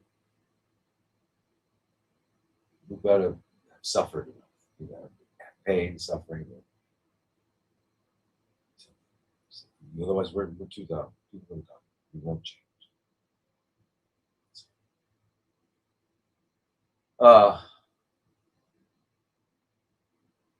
But and I've worked with Crohn's and ulcerative colitis and irritable bowel and SIBO. There are different names for the dysbiosis. In other words, that's what it is a dysbiosis. We need to restore that. That's a specific step-by-step way to go about that, and it can be done. It can be done. You've got to cleanse, and then you've got to heal the leaky gut, and and then start eating real food, and eat within a 4 to 6 hour window. And there's a lot of things to do. Cleaning the colon, a lot of things you can do that work, right? They work very nicely. All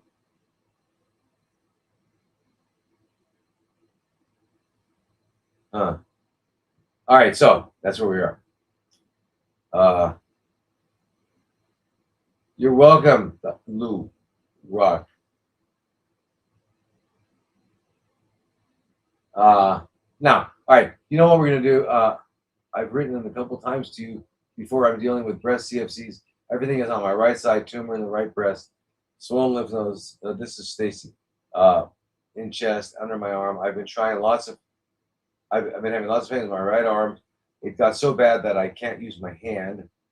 I had an MRI on my brachial plexus and a Doppler test. Found out that there's a tumor that's entangled in my nerves. I'm in Michigan. I haven't had any surgeries. I'm on Fenben and ivermectin and other supplements. Eat healthy, good mindset. My hand is a little better. Had some radiation, and I can now lift my arm a little higher. Are there any supplements you can recommend to stop these symptoms? All right.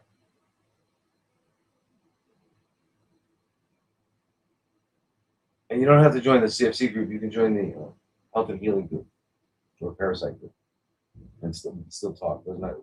Talk about your situation, so you don't have to. So anyway, let me all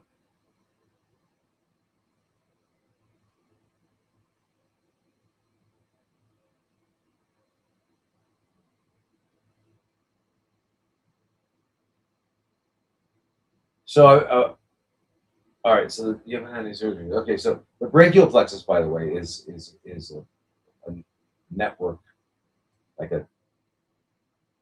like a transmitter station. You got a lot of input and output. And it's up on both sides, deep in our armpits, and pretty much the nerves that come out of our spine from our spinal cord and our brain, and they and have an effect on anywhere in our arm for everything from dilating the small arterioles and to movement to sensation, and all the things that happen in our arm go through that brachial And so if there's a mass in there that's disturbing it, yes, it will be painful, numb, all kinds of crazy stuff. So there are times, like I said, when you need radiation, and that was one of them. Because that's a situation where, I mean, it could have been resolved without that, but it would have taken too long in your case because you were already at the point where you had pain and you couldn't use your arm and all that. So it was already at that point. We needed to have things move as quickly as possible. So there are times, but now you said you did get it. You got some good results, and now you want to, and you're right. You don't need to continue doing that because the problem is the radiation will not just get the mass; it'll get your nerves and could make things worse. So so you're on Fenbed and ivermectin, but there's a lot else you can do. Really, you understand that. You've got to go to a biological dentist. Number one, a real certified by the IAOMT. You got to go to a biological dentist. Get that taken care of. There's no choice here. And then you've got to do a thorough cleanse, juice cleanse. And I would say 6, 8 weeks. There's only one way to heal. There are not two ways. There's not other options. There's not. One man's meat is another man's poison. It's absolute insanity because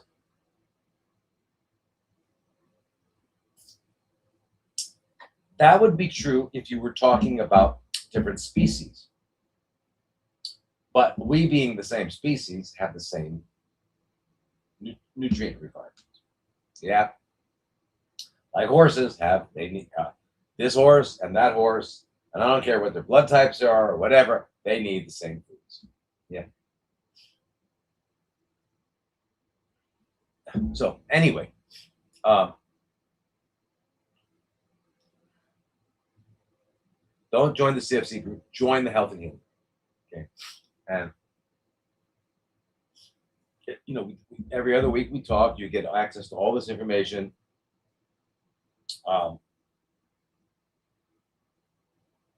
And it's very, very important.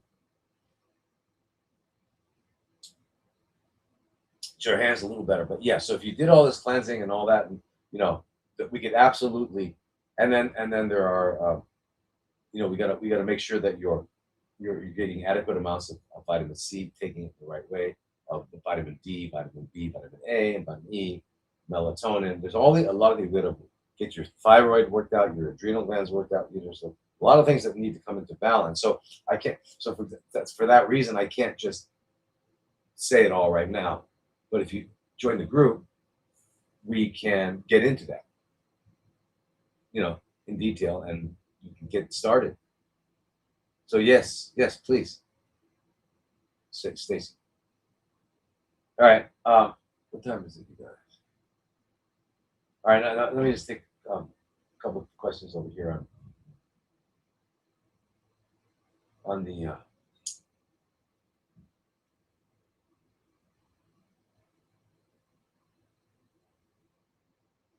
Okay, so can I adjust my microphone? What?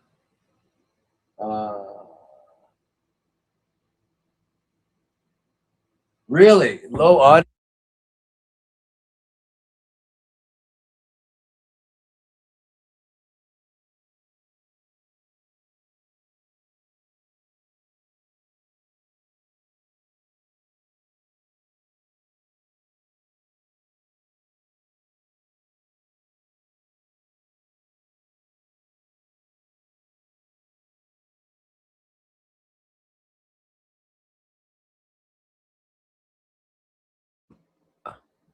What do you mean? My mic's not on?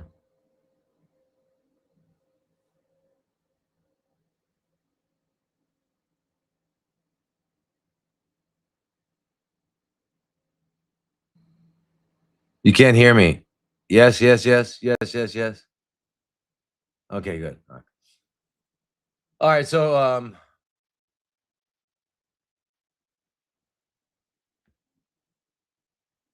Oh my gosh. This question here was another language. It looks like it could be Indonesian or something. But anyway, a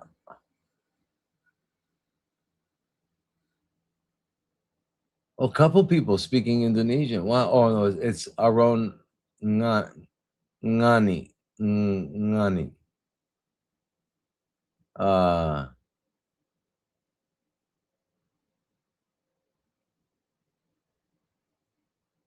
all right. How do you join the community? You just go to drlodi.com, drlodi.com, and then you can join them here.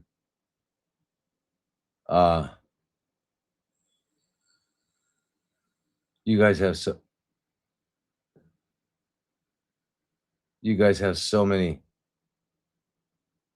You guys have so many great questions. It's just I wish we could do them all.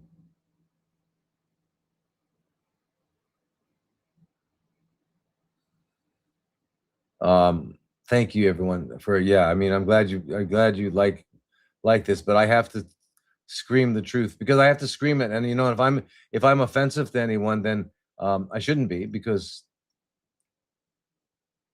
I'm not I'm not I'm not what I'm saying is that we are all victims of what they've done to us. No one's but I'm just saying let's wake up. It's time to wake up because if we don't wake up, we're dead because they want to kill us. They're doing a very good job. And they've got us voluntarily walking into the gas chambers and walking off the cliff, right? They've got us to believe these things. We're afraid of things that we can't see. We've never seen, right? We're afraid of them, right? Have you ever seen a COVID anywhere?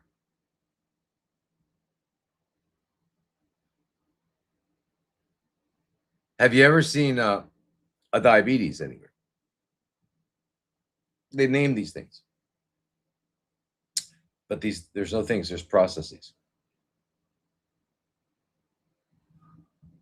Okay, so where are we? Where do I start? Where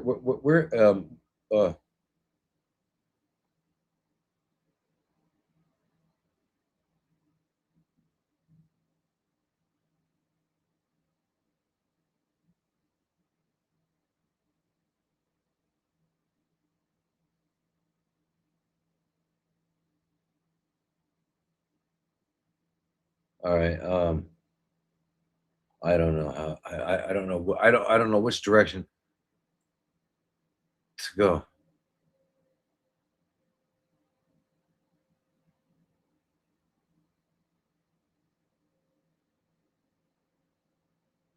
All right. I mean, I'm just gonna grab a question. Okay, so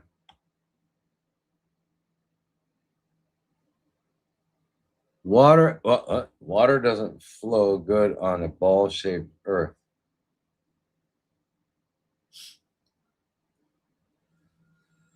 I can't answer that. I don't have no idea what that means.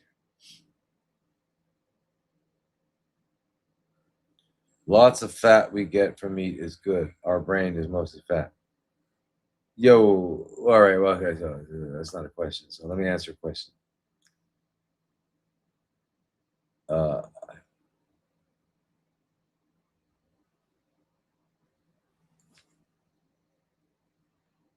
wait a minute. Wait a minute. Wait a minute. What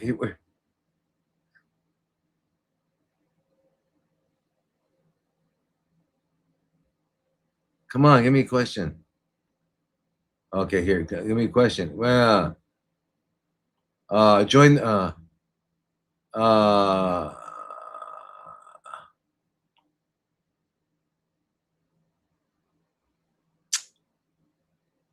what do you believe we're going to have We're going to have an epidemic of parasites, biowarfare? Well, I think we're having a pandemic of parasites already. I mean, I can see it. I mean, even people that don't know that they've got parasites have parasites, but they're also affecting us at levels that we've never seen before. You know, the ectoparasites, which can live in your skin and subcutaneous tissues, and um,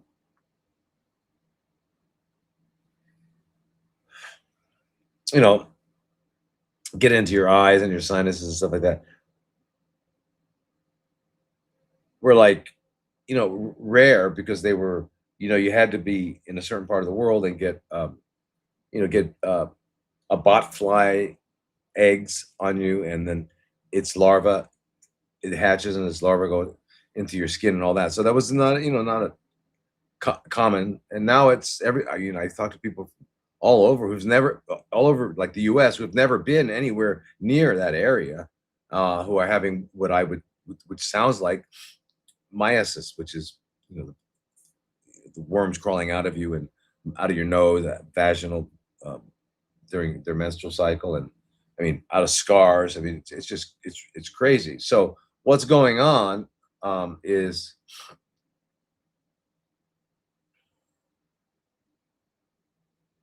I don't know, somehow we're being exposed to these, whatever it is we're being exposed to at a level we never were, just never were. So, and what I'm hearing, like when a lot of you, I can see you're talking about worms coming out like your nose and stuff like that. So we're talking about, um, it's generally not worms; it's usually larvae. Um, but you're describing worms, and I'm sure what you mean is long worms. So this doesn't fit with our understanding of parasitology, right? Because when we think of there's round worms and flat worms, and um,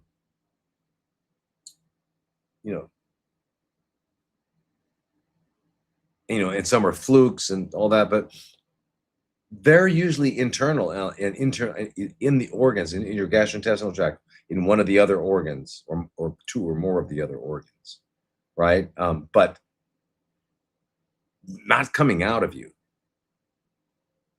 right? The ones that are coming out of you are usually what they call ectoparasites. They're not on the inside; they're in your skin or So that's why this is very, and that's why when if anyone's having a situation like that, get in touch with me, because what I want to do is we've got to find out what this is.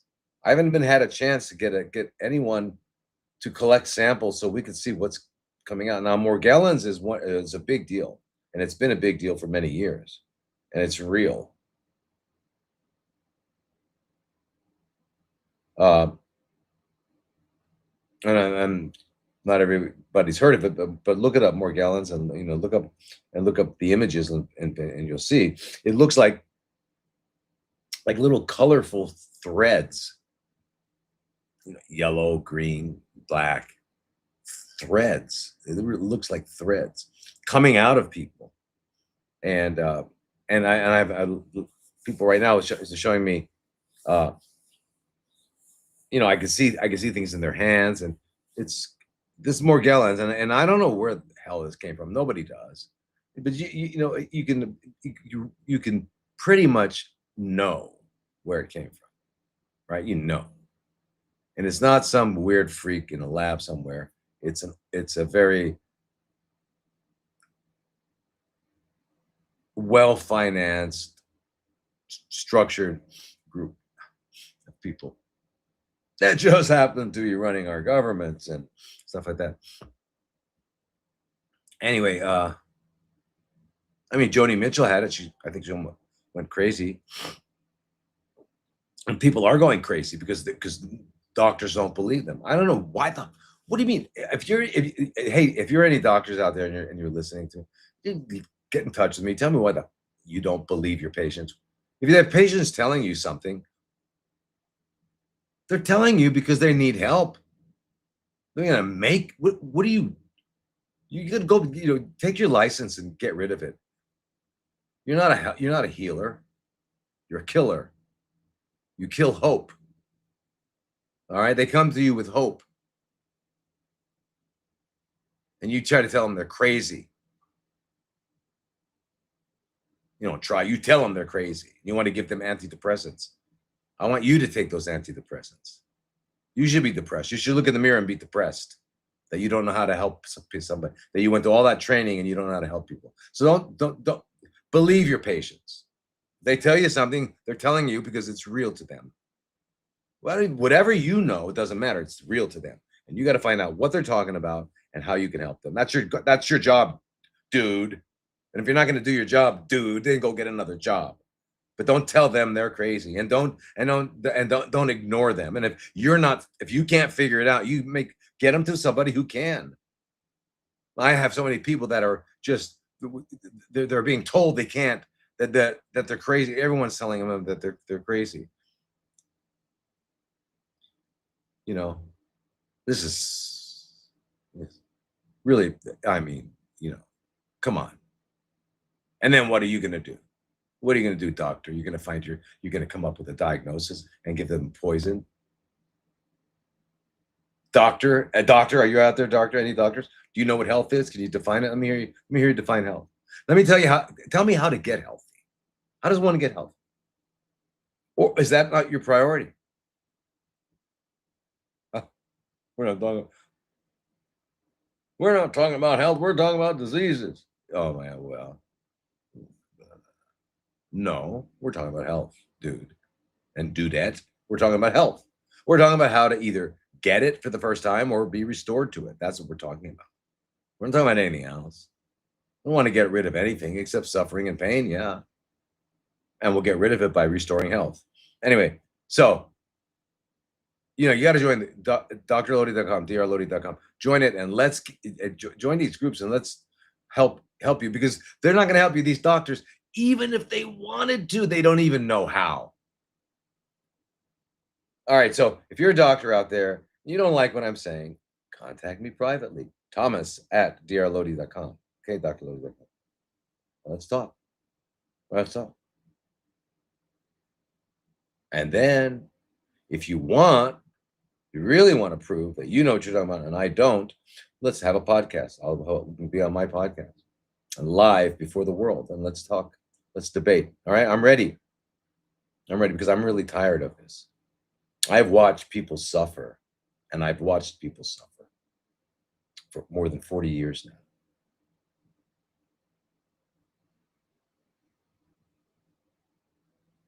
And most of it is iatrogenic. You know what that means, don't you, doctor? And for you that are not familiar with that jargon, it means doctor caused. Iatrogenic. And then nosocomial. There's another great word, nosocomial. They use these words. That just means you got whatever you got it in the hospital. You got sick in the hospital. Nosocomial.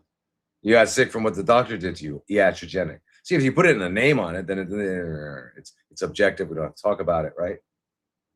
So anyway, everyone out there can be helped, and they can, and they need to know that there's no such thing as cancer. There's no such thing as germs and all that. That's not the way it is. But if you think that way, you're stuck in that world to get out of it. You got to join our groups and let's get you out of that. You got to change your language to know. All right. Here's a question. Tell me what we can do about non-alcoholic fatty liver.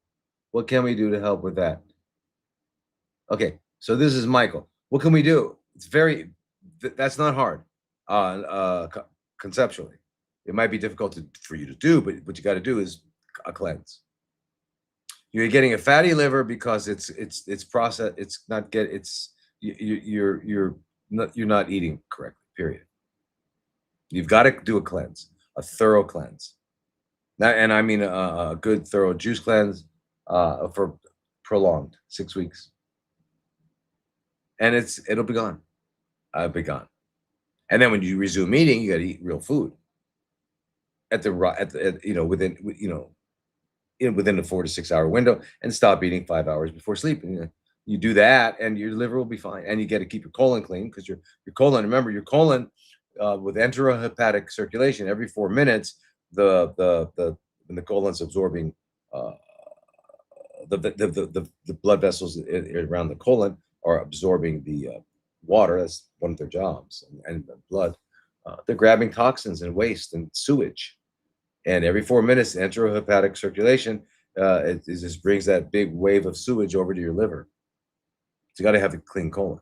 So clean colon, cleansing, and your fatty liver is gone. And I say that with 100% certainty.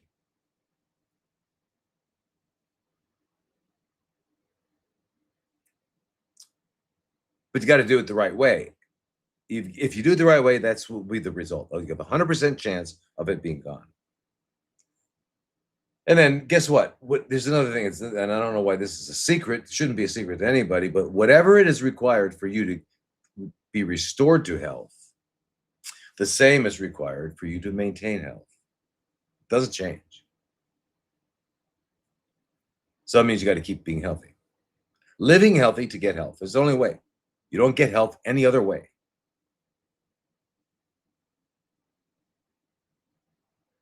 Anyway, you guys, it's 9:10 now. So anyway, can you turn my mic on? What? Is my mic on? Yeah, all right. All right. So let me just see if I fake doctor. I'm a fake doctor. Who's this?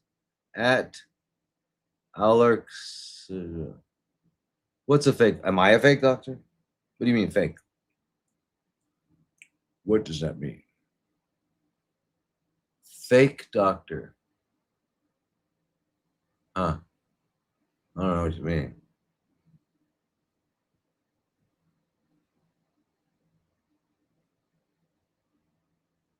Weird. I wish you would talk to me. Why don't you talk to me personally?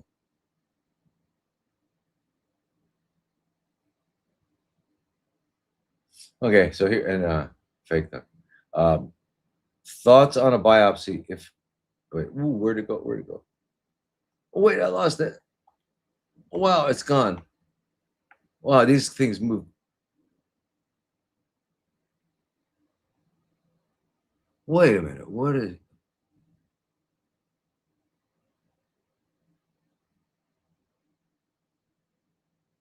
Okay, so wow, here we go. So let me ask another question. Okay, my friend is very holistic. This is from Sabrina. My friend is very holistic and has been taking her daughter to naturopaths, etc. And fast forward to recent. Her blood work came back, and naturopath said she no longer could treat her and told her to go to oncologist. When she did to get a second opinion, and they said she had to do treatments for her daughter. She couldn't refuse Western medicine CFC treatment in California for minor child. What things can she do now to help her daughter? Wow, Sabrina, no, I understand what you're saying because it, it's so insane. Is that if you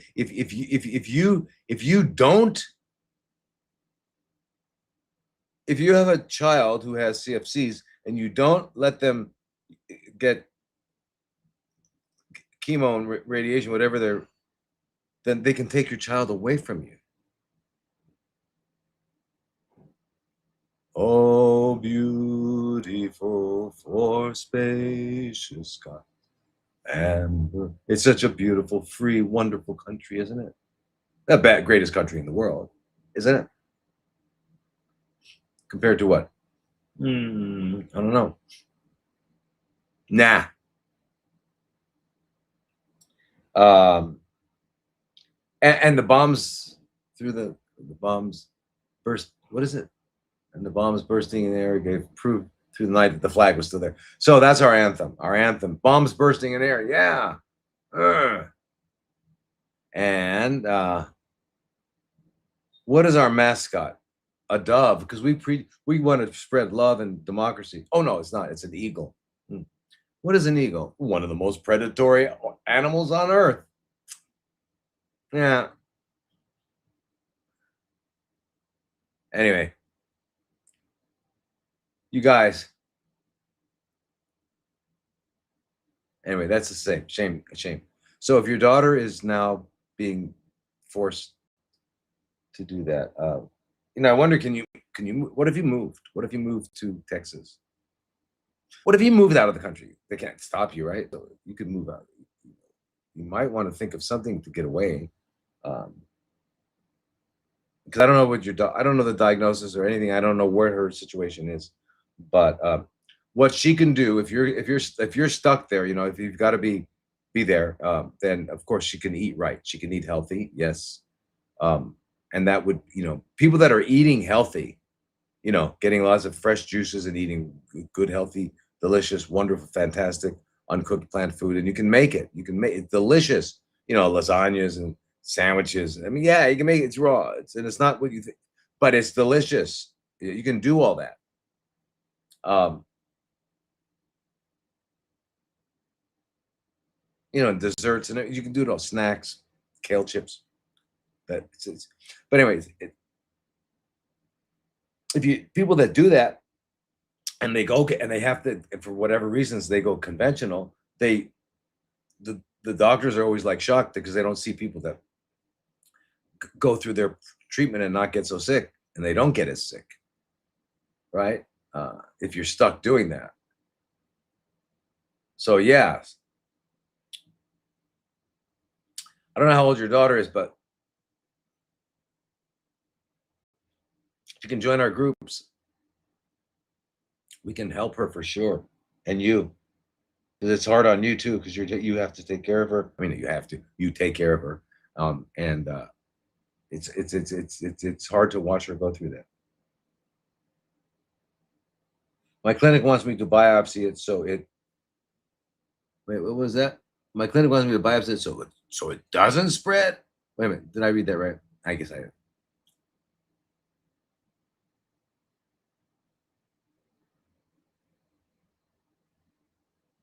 Wait a minute. They want you to buy. Oh, I wish I could go back. How I can't get that one. Anyway, that's crazy. The biopsy will spread it. It's the opposite. I don't know what they're talking about. They say, ever since Fauci and these guys, they're saying, look, this. Wait, here we go. I'm holding up. Wait, I'm holding up two fingers. These are two fingers. Oh, okay. Those are two fingers. And people go along with it. Okay.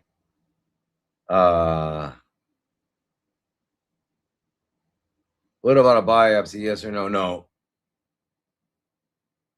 No. It's going to give you a description of the tissues.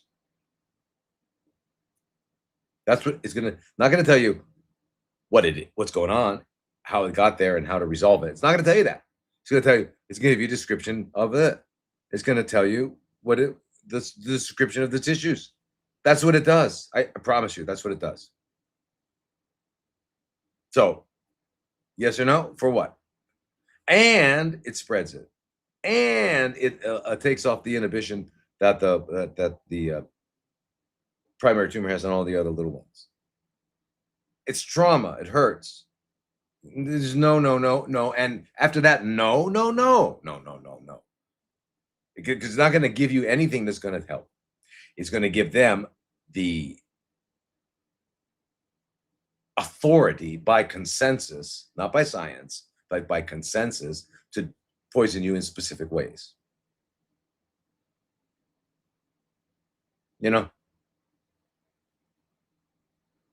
So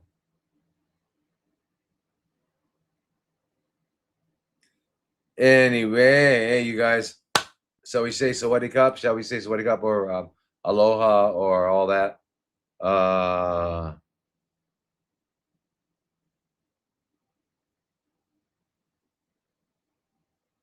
Hey, doctor, I have a question. That's all I saw on there.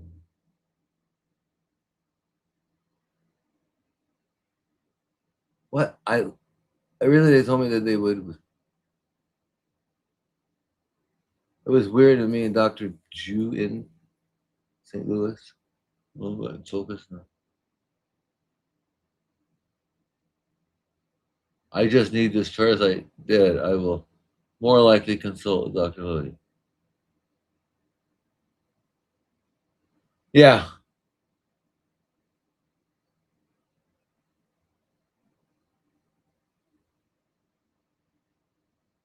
Yeah, Lauren, yeah, I'm interested. Join the group, please. Come on. Join the group. Okay, you guys. Listen, fantastic, wonderful today. Thank you so much.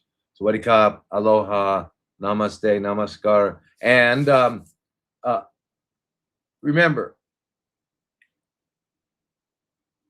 everything that you read, newspapers, hear, it's all a lie. There's not truth. And if they tell you it's Tuesday, you check the almanac. All right? It's all a lie. All a lie. No sound. Anyway, it's all that's all it is. It's a lie. For two reasons. One is mostly they don't know the truth. And if they do know the truth, it's irrelevant because that's not what they're taught. And they're not there to help you. They're not there to help you. They're not there to help you. What are they there to do? They're there to follow the algorithms and the protocols, and they're there to further their career. And if doing the right thing for you jeopardized their career, they wouldn't do it. They took a Hippocratic oath to do no harm to their careers, not to do no harm to their patients. Yes, this is true. I'm not a fake doctor. I'm a real doctor. Went to real medical school, went to real residency, and I've worked with real people. So whoever you are, find something to do with yourself. Anyway, just my bottom line is they lie and don't believe anything. And there's going to be other stuff coming out. Believe me, whatever they're going to talk about. There's aliens, or there's a new virus. There's going to be stuff coming out, and they're going to do this to scare you into doing something. And so you just know from the beginning that if it's in the news, if it's being talked about, it's not true. It's not true. You got to know that. No, it's never not. It's never true. They're never talking to you about the truth. Whatever they're talking about is a distraction from. It's not. Okay, you got to understand that. All right, and you got to change your language. Anyway, and start talking about where my goal in life is to restore balance and health and my healthy physiology and a healthy psychology. That's why I just want to restore that. I don't want to get rid of anything except poisons. I'm going to get rid of poisons, but that's about it. There's no other things. There's no phantoms out there that are going to get me. We're not in Disneyland or Disease Land. We're in a place called life. All right. Anyway, you guys, what do you got?